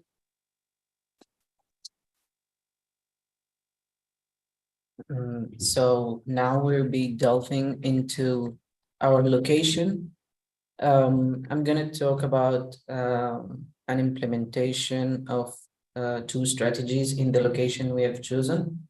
So if we go back to the schedule, we can see that we have 2 main strategies. So we picked 2 of them related to the connected region and the blue ecology.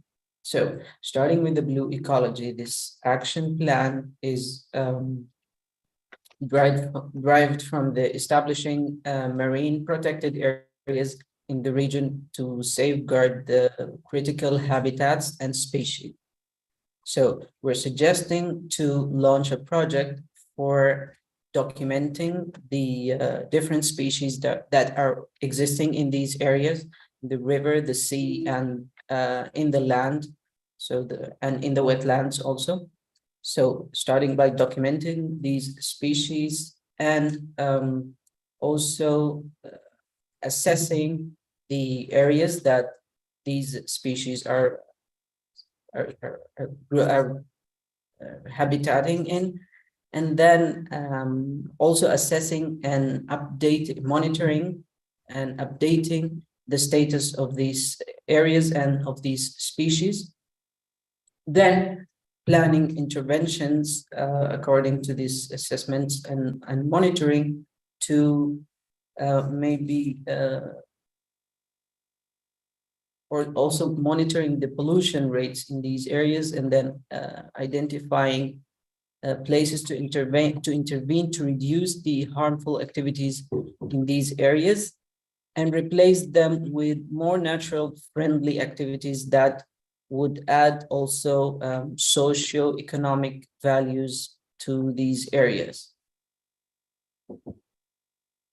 So this action plan is connected to the strategy of integrating waterways with soft mobility by creating a cycling and pedestrian path which connects the port of Rotterdam with the center of the city of Rotterdam, with the city of The Hague, with the coastline and the river line and the Hook of Holland, and maybe inviting a different mood of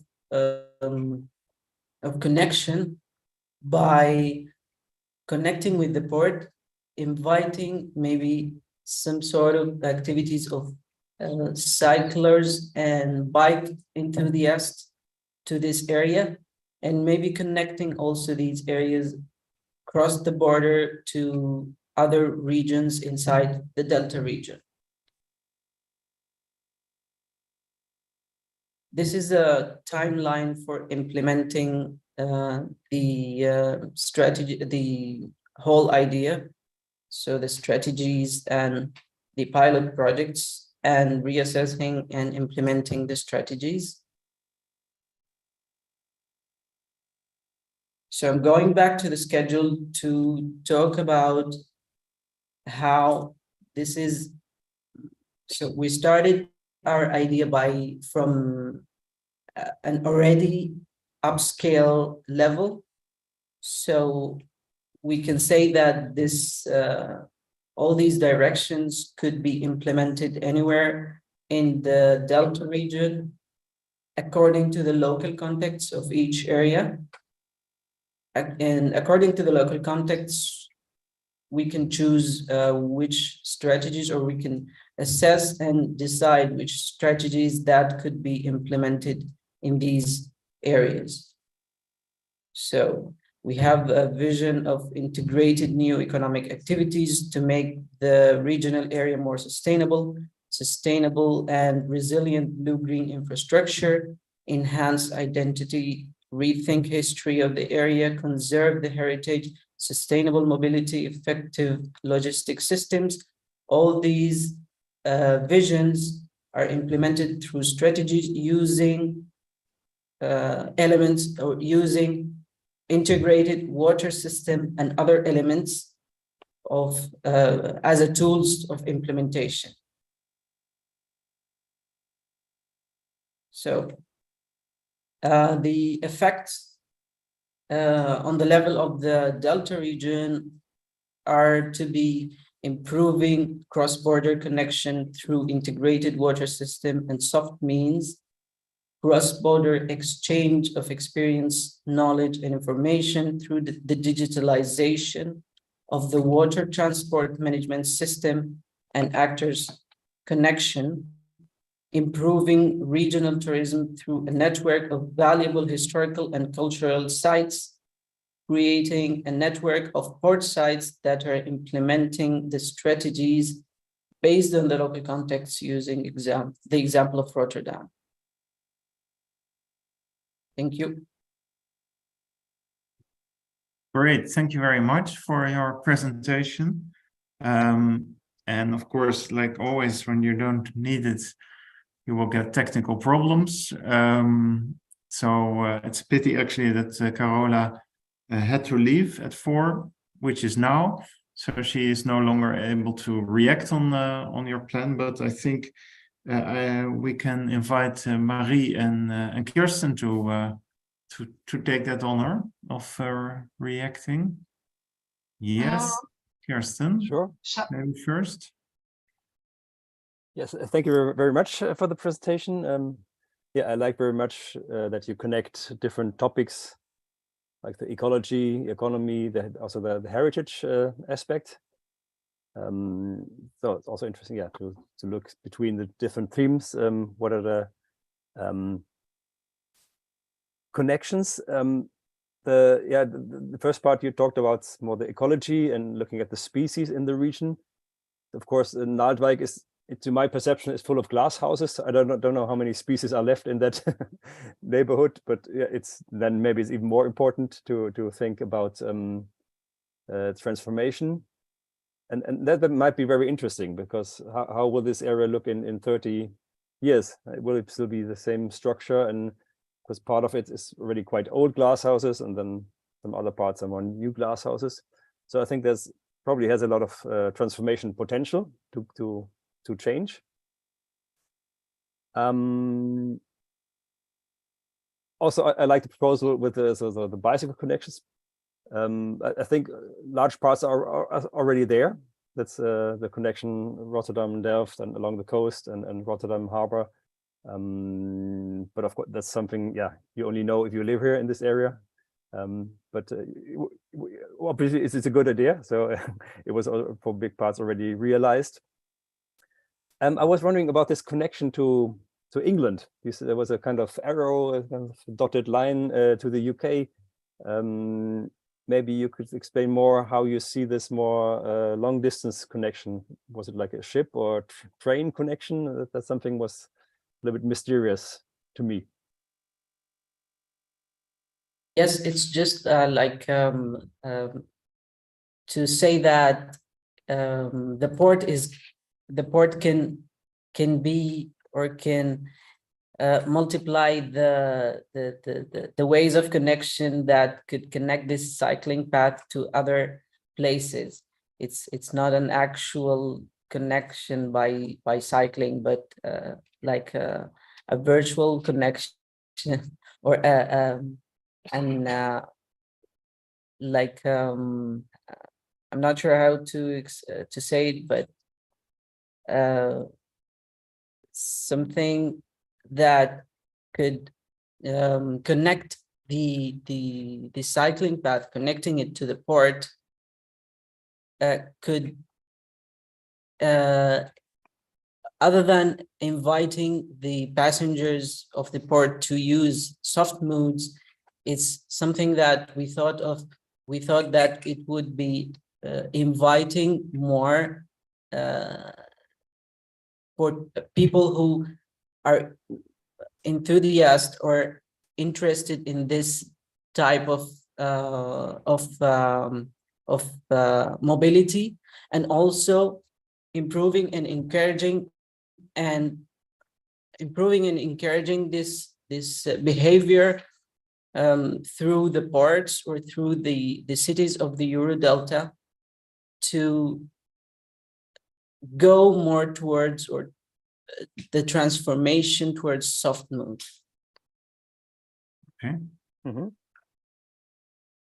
Marie. Also, part of the idea was also to connect the people of Rotterdam to the port, which poses the identity of the city, the heritage and the history of the city. So to connect the people to their heritage and their identity more. Yeah, no, thank you. It's interesting. I think it would be interesting to add, because now the circle was also sort of more going around the Naaldwijk area. It would be interesting to think how you also connect to the center, or to have cross sections in that area. But just yeah. It's thank you.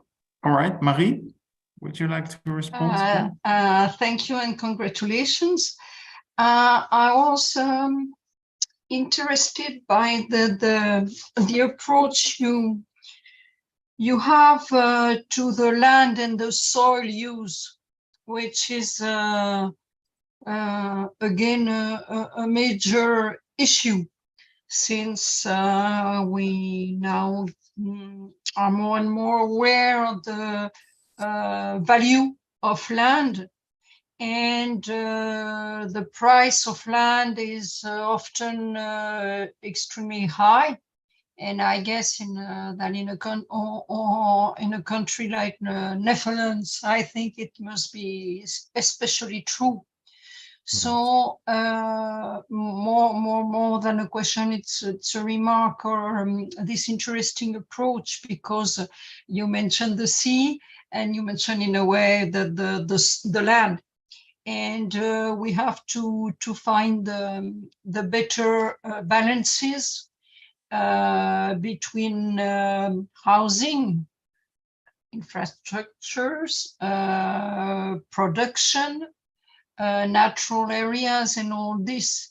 And it's now, I think, a raising concern to make the most appropriate use of scarce resource. So thank you very much for shedding light on this. All right, great. Thank you. So thank you all. Indeed, quite an intricate framework of actions that could be applied in many places to rethink many of the things we are doing now. So thanks so much for the presentation of Team 10, and we're going towards the last presentation. Last but not least, you always say, and that's Team 7. Again, with the theme of accessible Delta. So Team 7, could you come forward?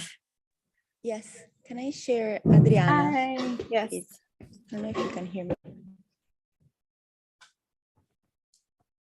Okay. Adriana, yes, you're visible. Okay, we are Team 7, Accessible Delta. We are Josine, Adriana, and Kristen. And today we're talking about the gears of progress, zero emission zones as the accelerators of Delta Metropole's sustainable transition. So first things first, we wanted to pick the city of Amsterdam as our kind of starting point and case study due to many characteristics such as its historical features, the fact that it already has some zero emission zones, as well as their policies and going on networks of low emission zones. Go to the next slide. Here's our SWOT analysis. So we based our SWOT analysis on these certain policies. So some of the strengths that we wanted to highlight were the environmental benefits that these zero emission zones implement in the areas. Some weaknesses that we encountered were inclusivity and sustainability.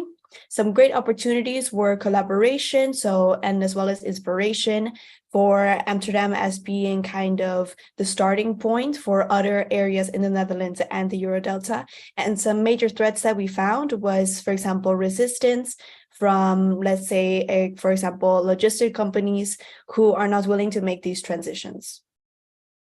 So our main idea for the project is to create a zero emission matrix based on certain characteristics that we will further on develop. There are many cities. There are many cities in the world which has implemented the policy of zero emission zones. And we just picked up the London and Milan as a case study, which have implemented really one of the most radical traffic zone in the world. And we can find very nice useful indicators to implement the policy zero emission zones. And the Venice, which is called as a utopian of zero emission zone, has implemented the policy really nice with a special characteristic of their narrow street or their waterways, something like that. But in the modern city is not isolated one, but it's like a system in the territory, a system of urban and region.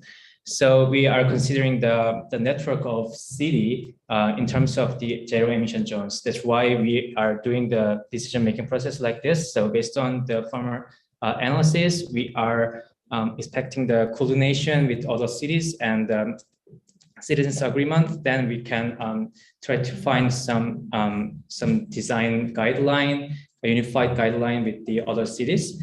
Then we found some stakeholders about this policy, and we have government authorities with diverse scale and public transport operators and private sectors and consulting operators such as Epson or Metrics.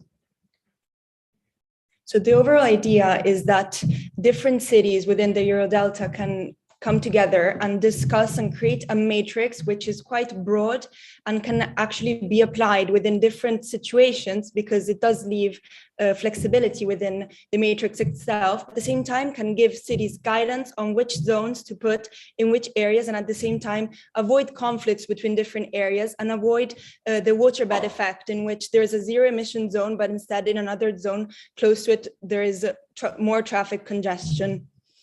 For this, we have some implementation steps in which the different cities can come together with technical working groups, which are able to establish coordination and cooperation in different phases through a feedback and circular loop, which is able to create this matrix for understanding the zones. From this, we understood that there are maybe some cities that can start with implementing this matrix, which have some similar characteristics and start within different areas and within a multi-level governance and collaborating on different scales, as if they are gears within a bigger and broader system. And these gears obviously work together to make the mechanism work, and they create a regional scale and connection of the major cities in which then we can implement public transport to connect these different cities and the zero emission zones. Yes, so at the local level, so we are expecting the zero carbon consumption and cleaner conscience and a city for the people, not for cars. But these zero emission zones can be extended to the whole Delta, Eurodelta region. So as a network, so we can enjoy the zero emission zones and like in the whole territory in Europe. Yeah, thank you. Thanks.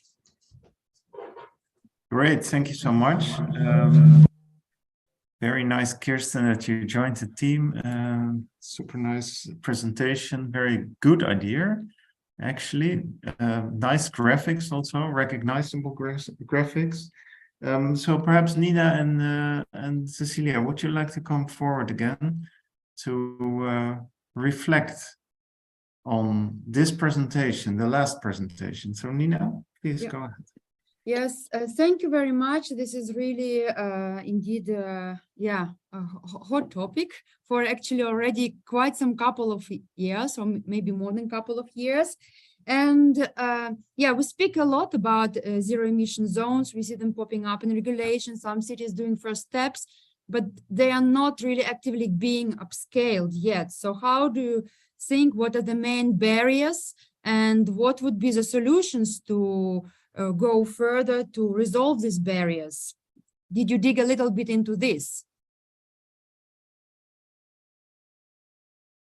Yeah, maybe one of the solutions that we discussed is the integrated public transportation in the whole Eurodelta region. Maybe we can put by putting the same design guideline into the public transportation with slow mobility. Maybe we can put our bicycle into the train and then move to the other city, and we can use our bicycle in that city, which means the zero emission. But if all cities have different regulation about slow mobility or different design guideline about public transportation, it means like it makes the people get really confused about how to use this slow mobility, how to take their bicycle into the train, like in different cities, something like that. So yeah, that could be one way to make the network.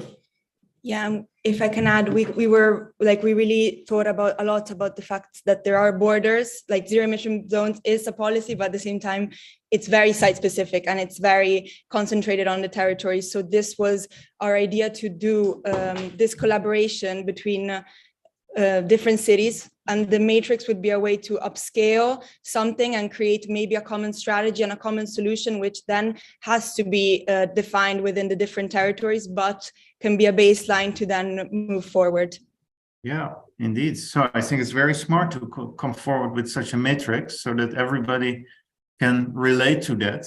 It means that we have to cooperate even more between all of these cities to get agreement on this. But I think the Sure Eurodelta network is a great way to start. Cecilia, do you have a reflection?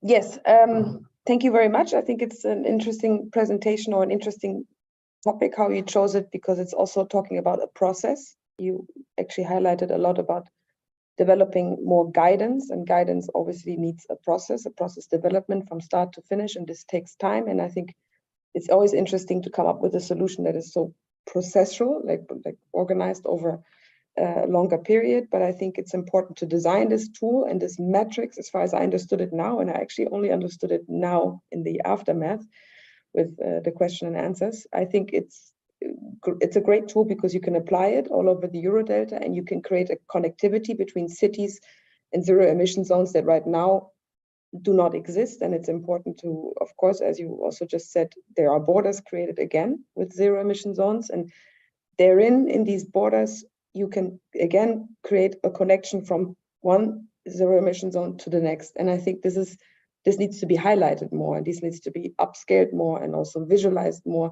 And I think you did a great job already doing this in a first visualization and first presentation, and now it's up to you or up to the Eurodelta to take it to a next step. But this is definitely an important network. And I also liked how you identified the different stakeholders, because it's very much so, like it's very different stakeholders need to work together in order to reach that goal. And just as a metrics or as gears or as puzzles or as you want to call it, if you had to explain this metrics now in one sentence, just to wrap it up, how would you do it? I don't know if Kirsten wants to, or we can go. Kirsten, in one sentence, a solution for a solution for a mosaic of different scenarios, maybe. Okay. Yeah, I agree. Maybe something similar, more of like connecting undivided society of zero emission zones, something that brings together something that's already divided. Yeah. Right. Thanks so much. So I thought of maybe getting in Frank for a moment. I saw him on the screen just a second ago. I don't know if you're there. Yes, great, Frank. Yes, I am. Because you're one of the powers behind the STICE research, which specifically mentions this zero emission zone and also a roadmap, very similar in a way, but missing this component of the matrix, which actually brings forward all of the different zero emission zones to a sort of common base and common way to look at it. What do you think of this idea? Well, I noted that too.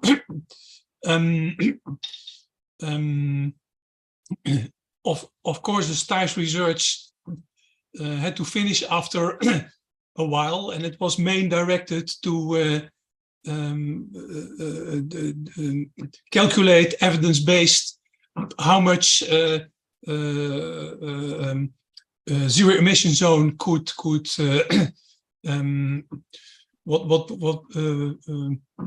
what it could be for a CO2 reduction. Then there came a roadmap, and we had to make several roadmaps for several measures. So we couldn't look very good at it. And at the moment, we have some. Well, it's not easy to communicate this result, the STICE result, to the possible stakeholders. So I think it's very good to have an analysis, a better analysis of of stakeholders, and especially this metrics, which puts even more than the STICE research this issue in a perspective, especially the idea of taking steps and making a difference between inner cities, periphery, and what's in between.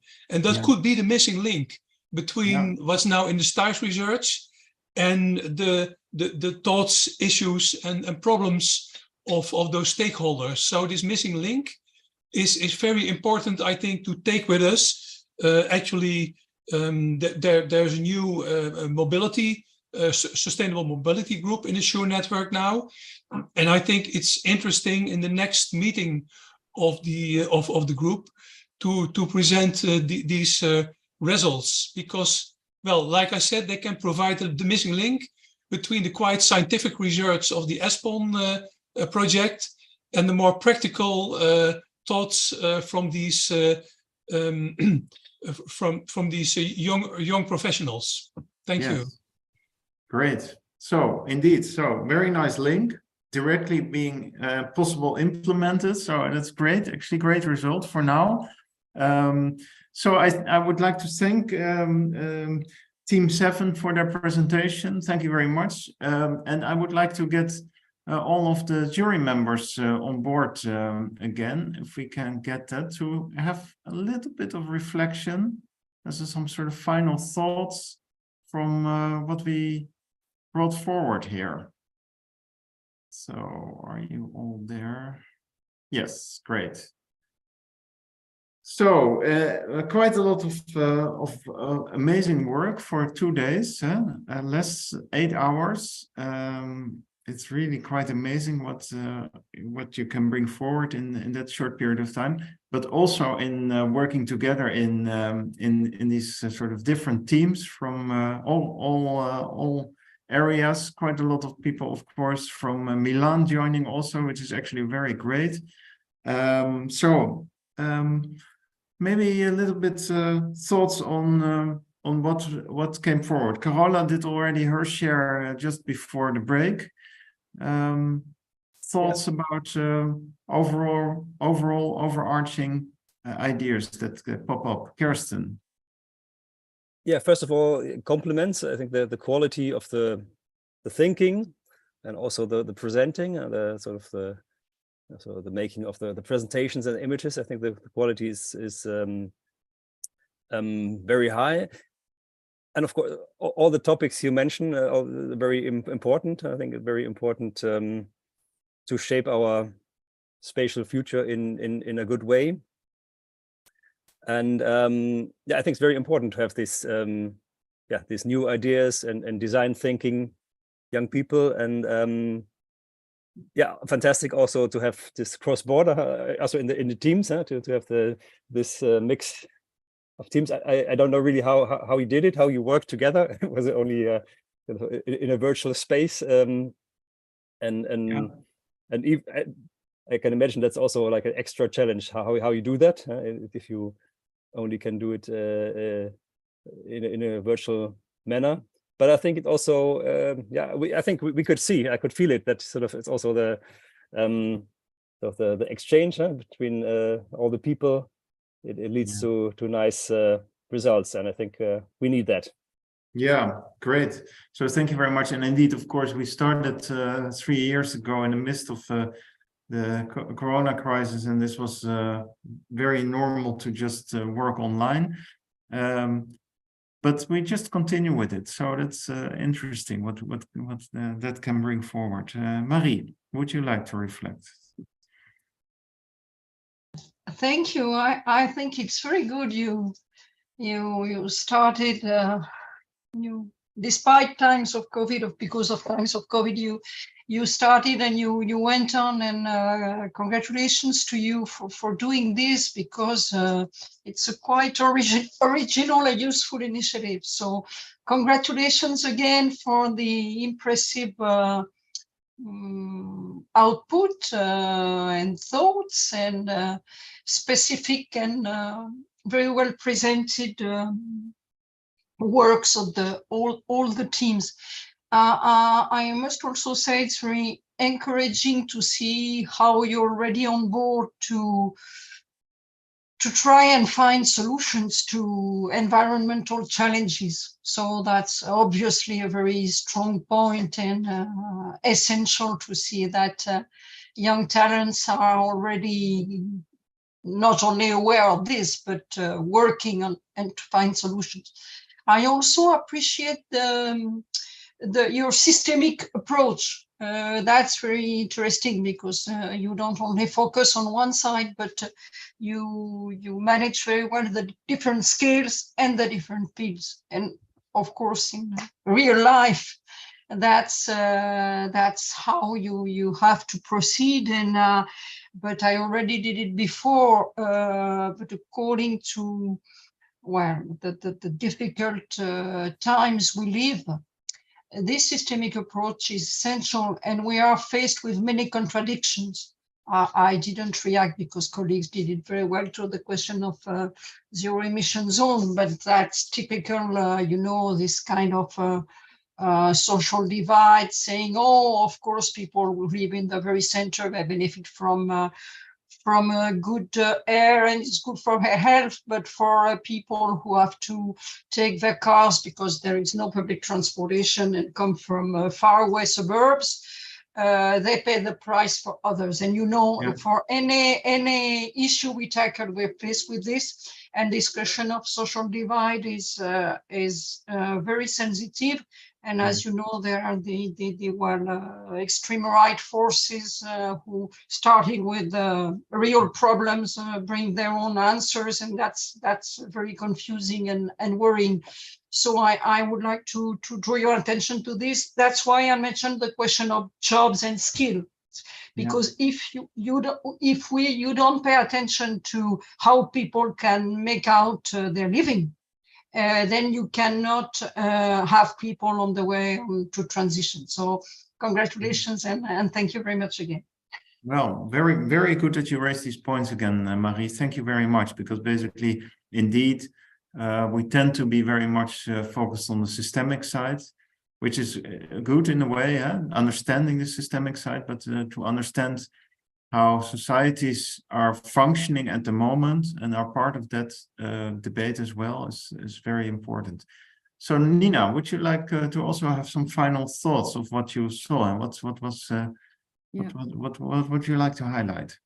Yeah, well, it was my first time in this setting, so I really looked at it with a fresh eyes, and I really found it very impressive and inspiring also. So thanks a lot for good quality of solutions and presentations, where sustainability was really very well anchored into those. And I think what really came up actually to my view throughout different presentations, it's like looking into synergies between different topics. So I think we saw several solutions which look combination of like water revival in combination to soft mobility, into this industry, recreation, innovation, boosting through this triangle, or through reviving like a space, accommodating different type of initiatives and type of end users. So that's actually something that I was really interested to observe throughout different presentations. And yeah, it would be interesting to see how Delta Metropole Eurodelta can further pick up on these ideas in concrete terms. Thank you. Great, indeed. So very challenging also to think of how to do something with all of this material now. So it's the third time it really becomes a body of knowledge, and it sort of forces us, pushes us forward. That is actually very, very good. Exactly what we wanted, the next generation pushing us forward. Cecilia, some final thoughts from you?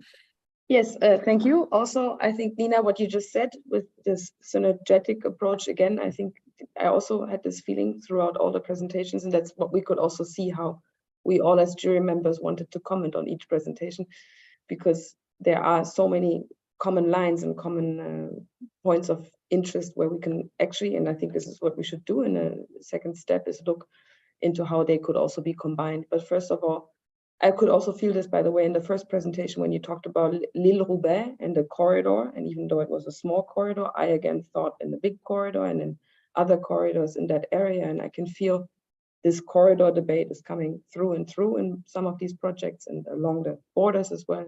So that helped me a lot. But I must say, overall, I'm very impressed at the level of, well, first of all, you're all off scratch coming into this, but also with 3 years of experience, seeing how the next generation has grown. I see this skill of upscaling has really become very grounded. It's become really like a tool that everybody can use much better and understand much better and apply. And that's very beautiful to see.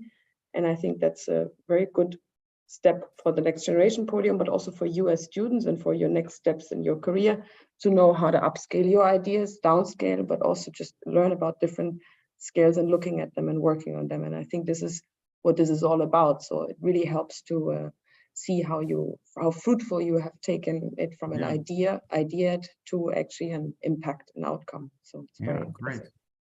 Yeah, great. So that is actually very good result. Also, if I hear it all from all of you, so that is it gives us confidence in continuing somehow.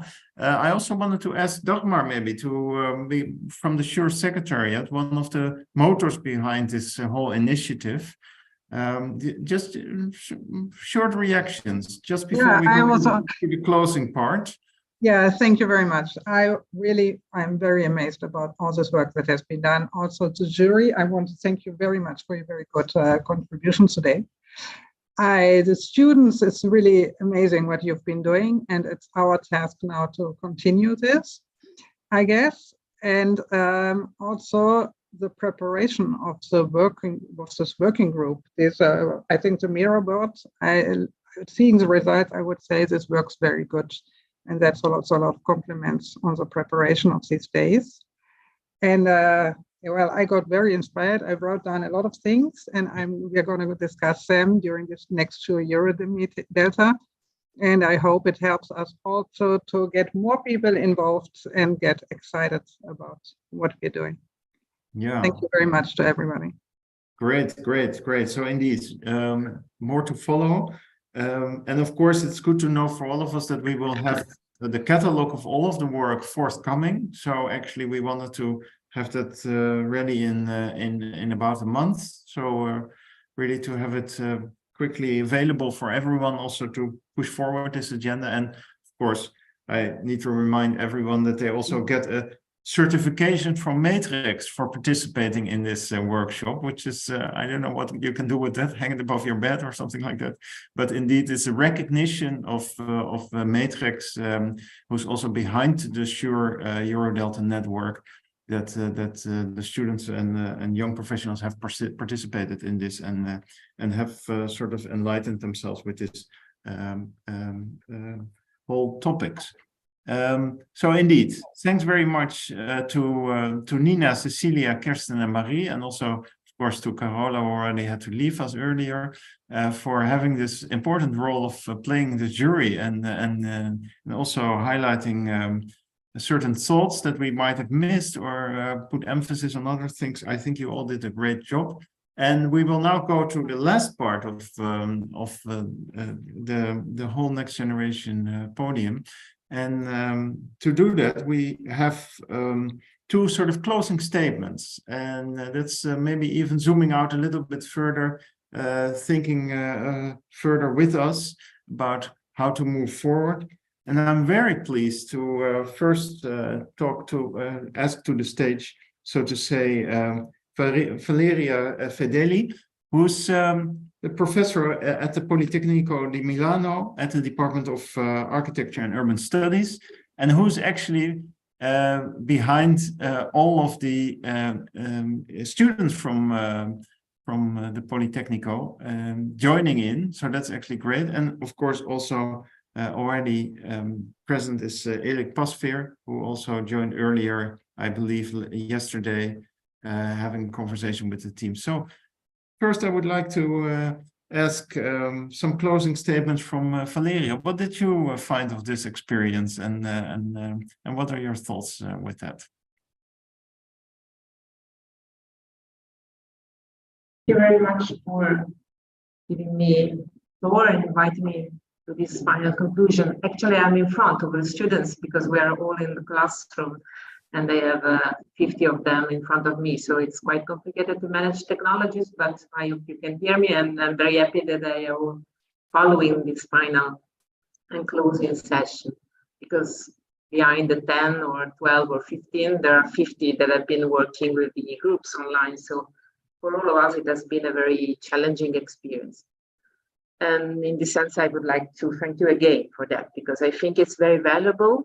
I think both these seminars in March and this final act in May are very challenging, because for us, they come in the semester, but they are somehow correlated with the semester, and they give added value to what we study during the semester. That is strategic planning and urban policies. So I think this kind of activities that you are doing with a lot of work behind and a lot of time from your side as civil servants, policymakers, experts, and practitioners is very valuable, because it offers them the opportunity to be in practices, to be on the ground, to understand what it means to study what they are studying, but also to use with you this kind of theories and practice that we try to teach. So first of all, thank you, because I think it's really a very nice experience and challenging and thought-provoking. And they have very short time to react, but they have been working a lot.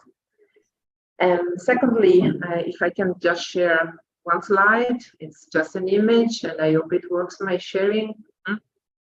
While I was listening to the presentation, I had the impression that from the contents point of view, we have heard very interesting things. We have heard about a number of objects that we have inherited from the past: railroads, roads, rivers, airports, borders.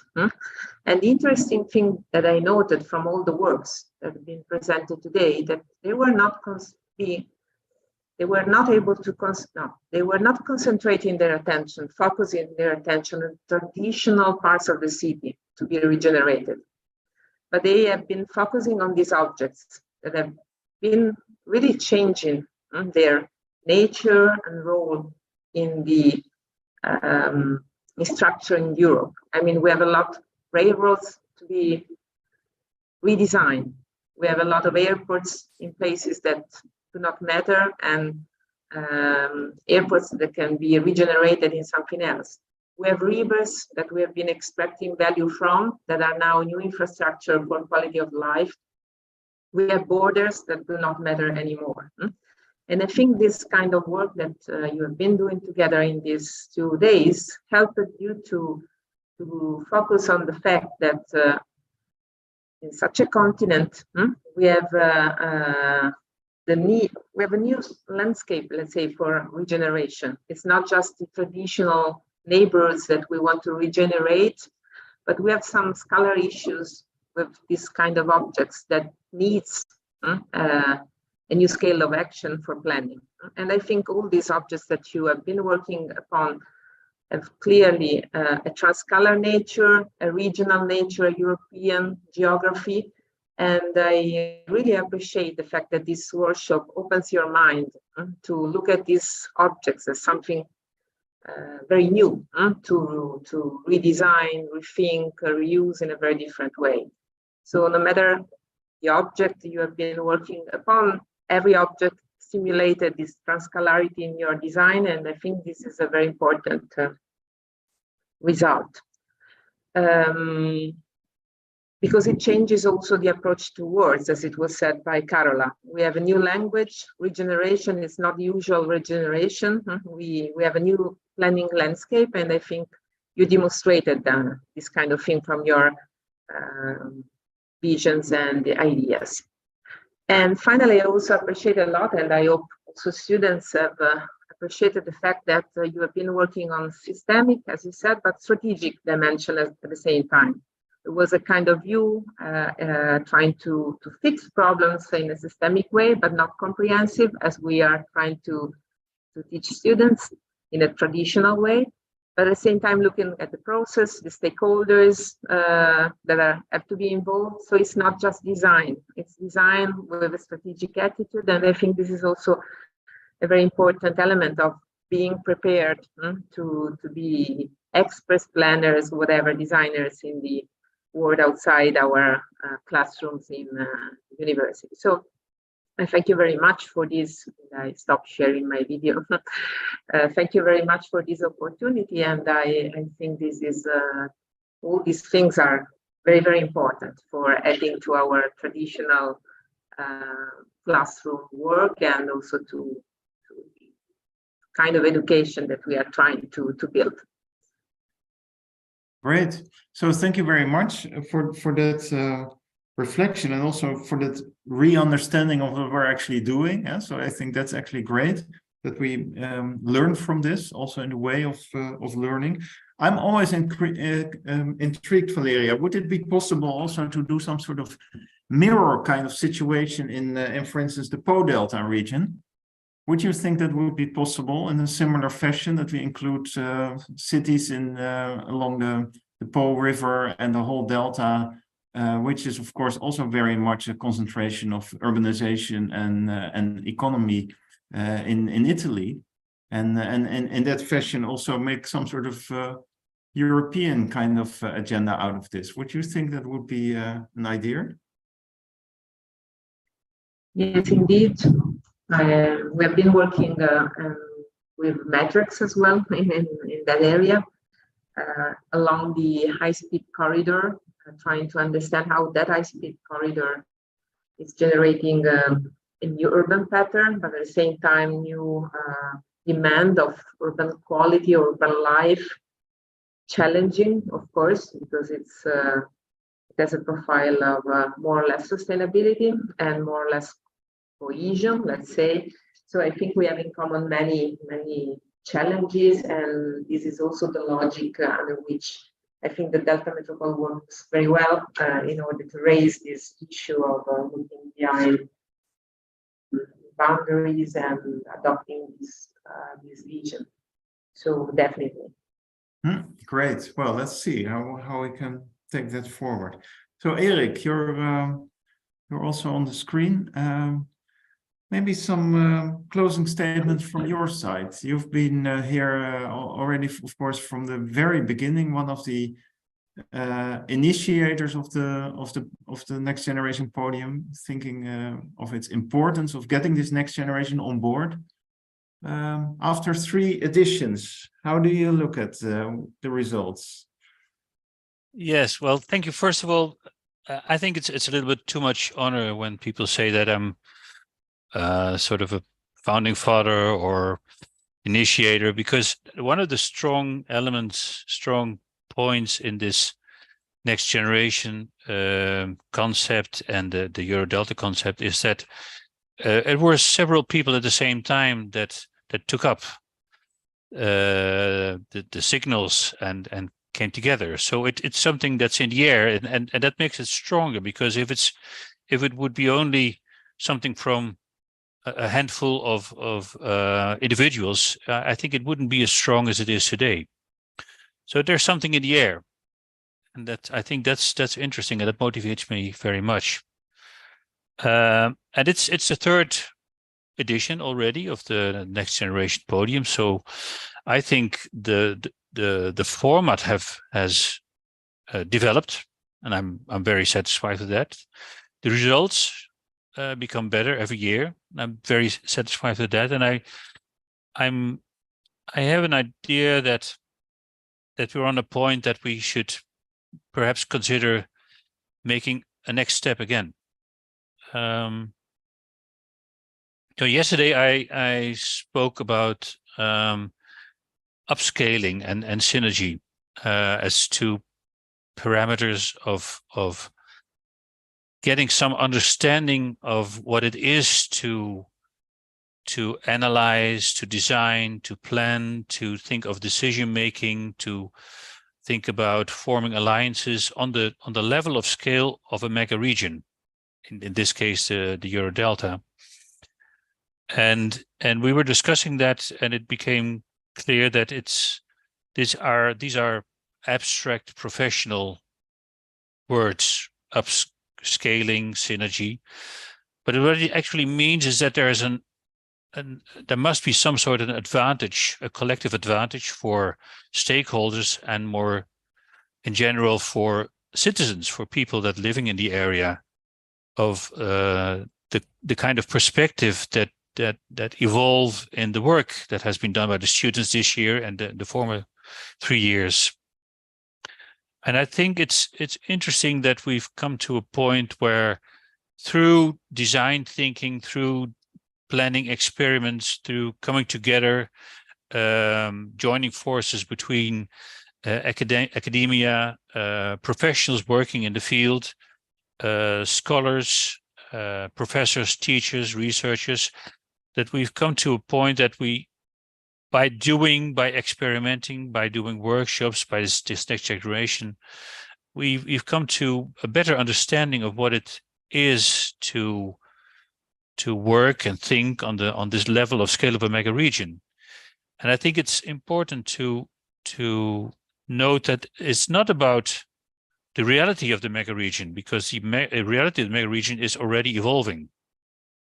The reality of climate change and how it affects the behavior of the rivers in the river delta, in the Eurodelta, is evident. It's a reality on the ground. But it's the major issue for me is, how can we come to some sort of an idea, an understanding of this reality as an object of planning, decision making to the benefit of the people living in the Eurodelta. So it's an important, relevant, and I think quite urgent task. And I'm very thrilled by the idea that in this 3 years of experimenting, we've come to a point that we have a collection of ideas of how this mega region area can become part of political decision making, of putting forward interventions, of strategic projects, and I'm very pleased by that. And I'm very intrigued by the work that has been done in this edition. By maybe the idea of the question also to the members of the jury and all the other participants, maybe we should sort of make a summary of the work that we've been doing so far, and discuss it with some people. And my idea would be to make some sort of a summary about understanding the mega region as an object of analysis, planning, designing, and decision making. Always preliminary, because if we do the same exercise in 3 years' time, the understanding would be different, of course. But I would be very much interested in that, and also more specifically in understanding the Eurodelta as an object of analysis, planning, design, and decision making. So maybe we could use the next 10 minutes or so to find out if there's interest among cities, universities, but also planning agencies like the PBL organization in the Netherlands. Maybe we could have an informal meeting with people that are interested in let's say half a day, to present the work of the students in a bird's eye view of the work of the past 3 years, to have some critical evaluation, and then ask ourselves the question: how can we bring this further to a next level of cooperation, and what kind of challenges are there that we could help each other with? And I think that's it has practical reasons. The practicalities of climate change are huge at the moment, and of air pollution are huge at the moment.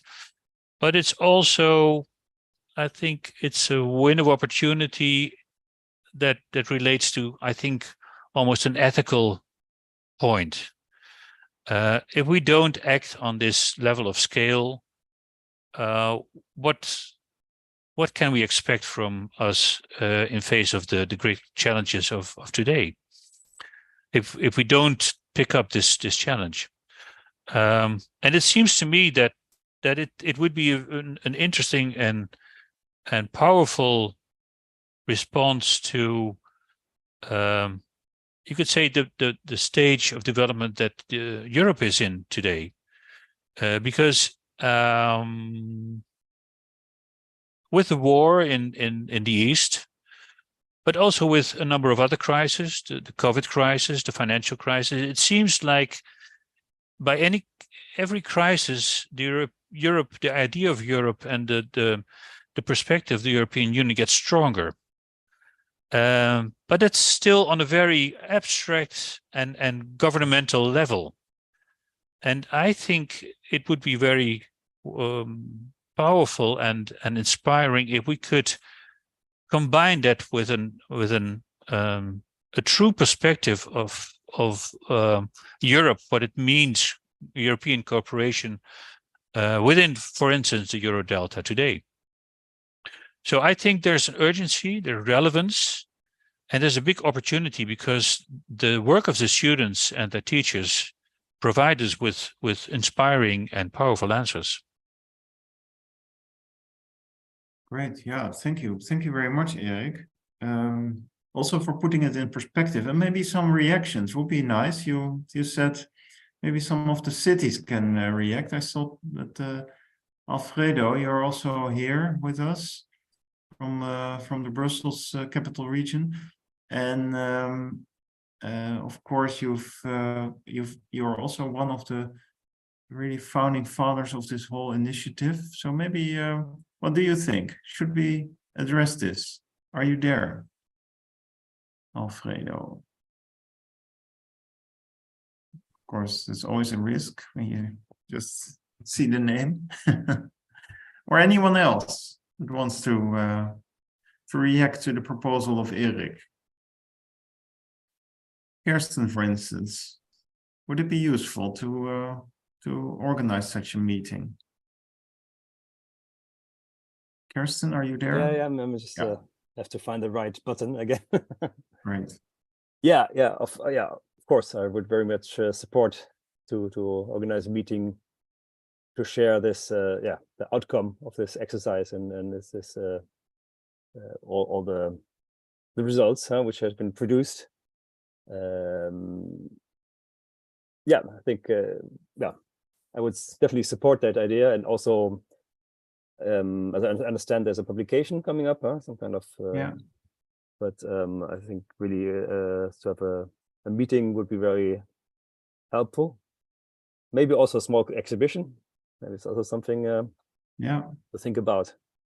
No, indeed, I think it's a great idea, and actually maybe it's a plan to use the upcoming catalog to really address this, just to see if we can combine all the results from the previous 3 versions and highlight some points that we want to get across in this ambition to really show that we can come from the strategy downwards towards where it's really impactful.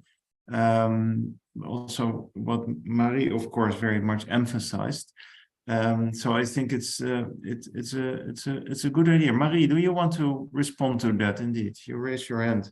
Also, with your experience from doing this actually in the Paris metropolitan region, and your experience there previously, like how to address this huge scale and still make it sort of active. I greatly appreciated what Erik said, and this I'm talking to you, Paul, and to Alankrita. This also makes me think of our interest for trying and building an informal network of networks, because there are, and our young colleagues demonstrated brilliantly, there are many talents and people working all over the world and in Europe as far as we're concerned directly.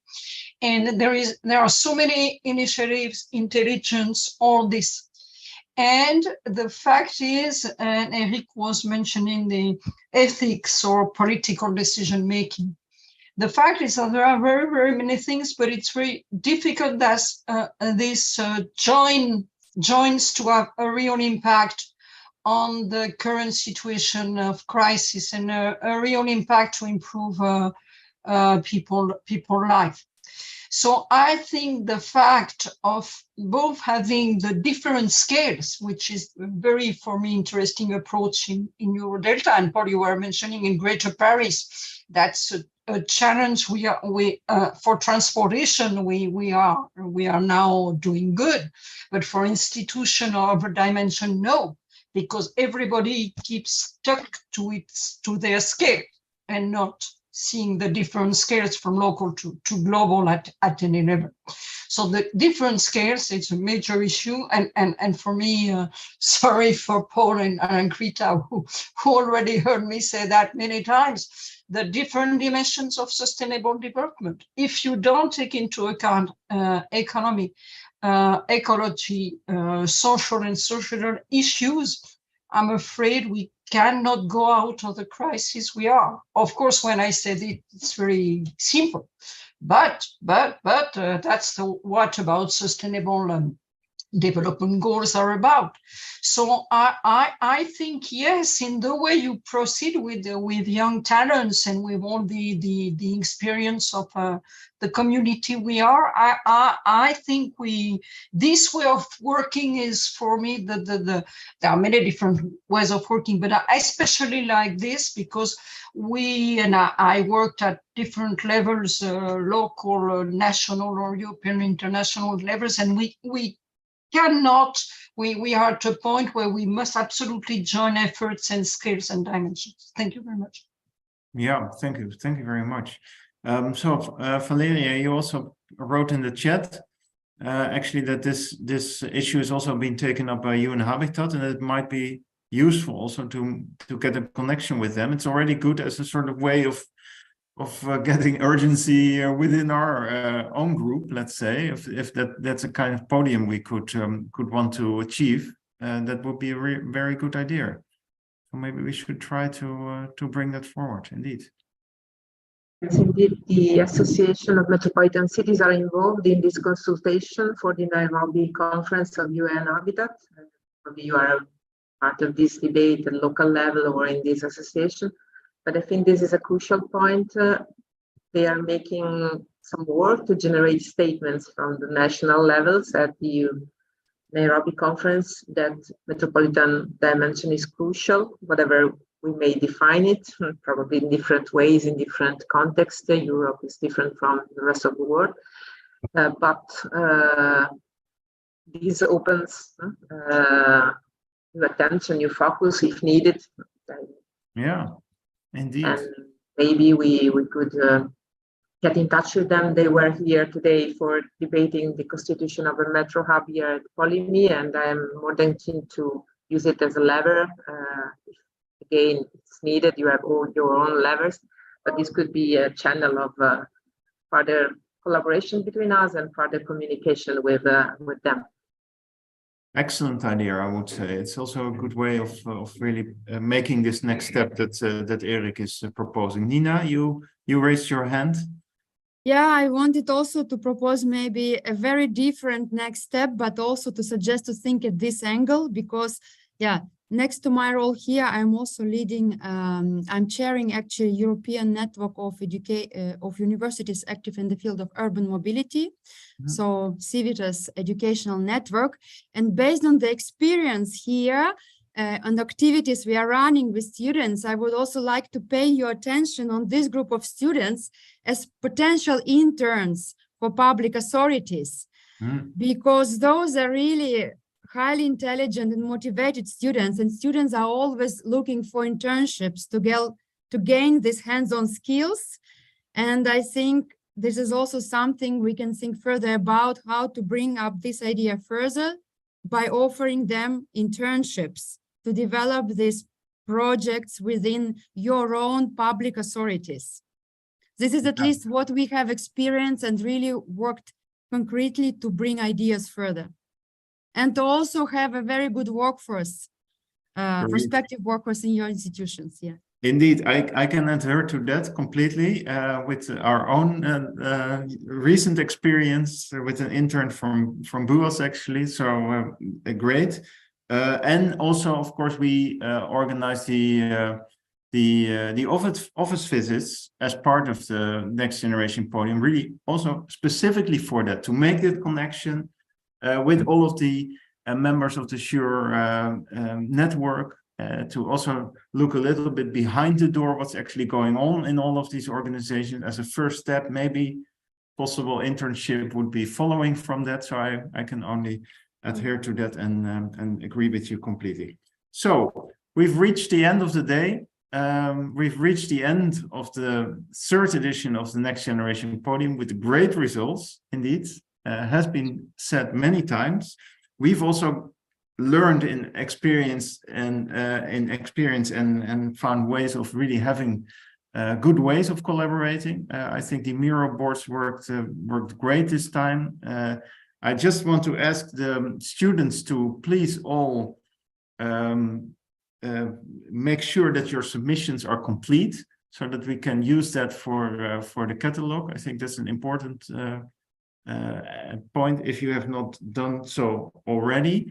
I think that's an important point, and I would, I think Dagmar already sort of congratulated the whole team behind it. I think it's also makes sense to mention that the work of the people behind the screens, Shalaja, Tom, Leonardo, have all been working quite hard in order to get it going, and of course Alankrita. Last words to you. Did I forget anything? Something you still would like to add, or else? No, I think you covered everything. I just want to add to what Nina said about the internships part. Maybe another very good example is right now, and motivation for students. Right now, City of Amsterdam also is interning someone from RWTH Aachen, who was last year in the Next Generation Podium. So this is also a network to really use for the students and network for future.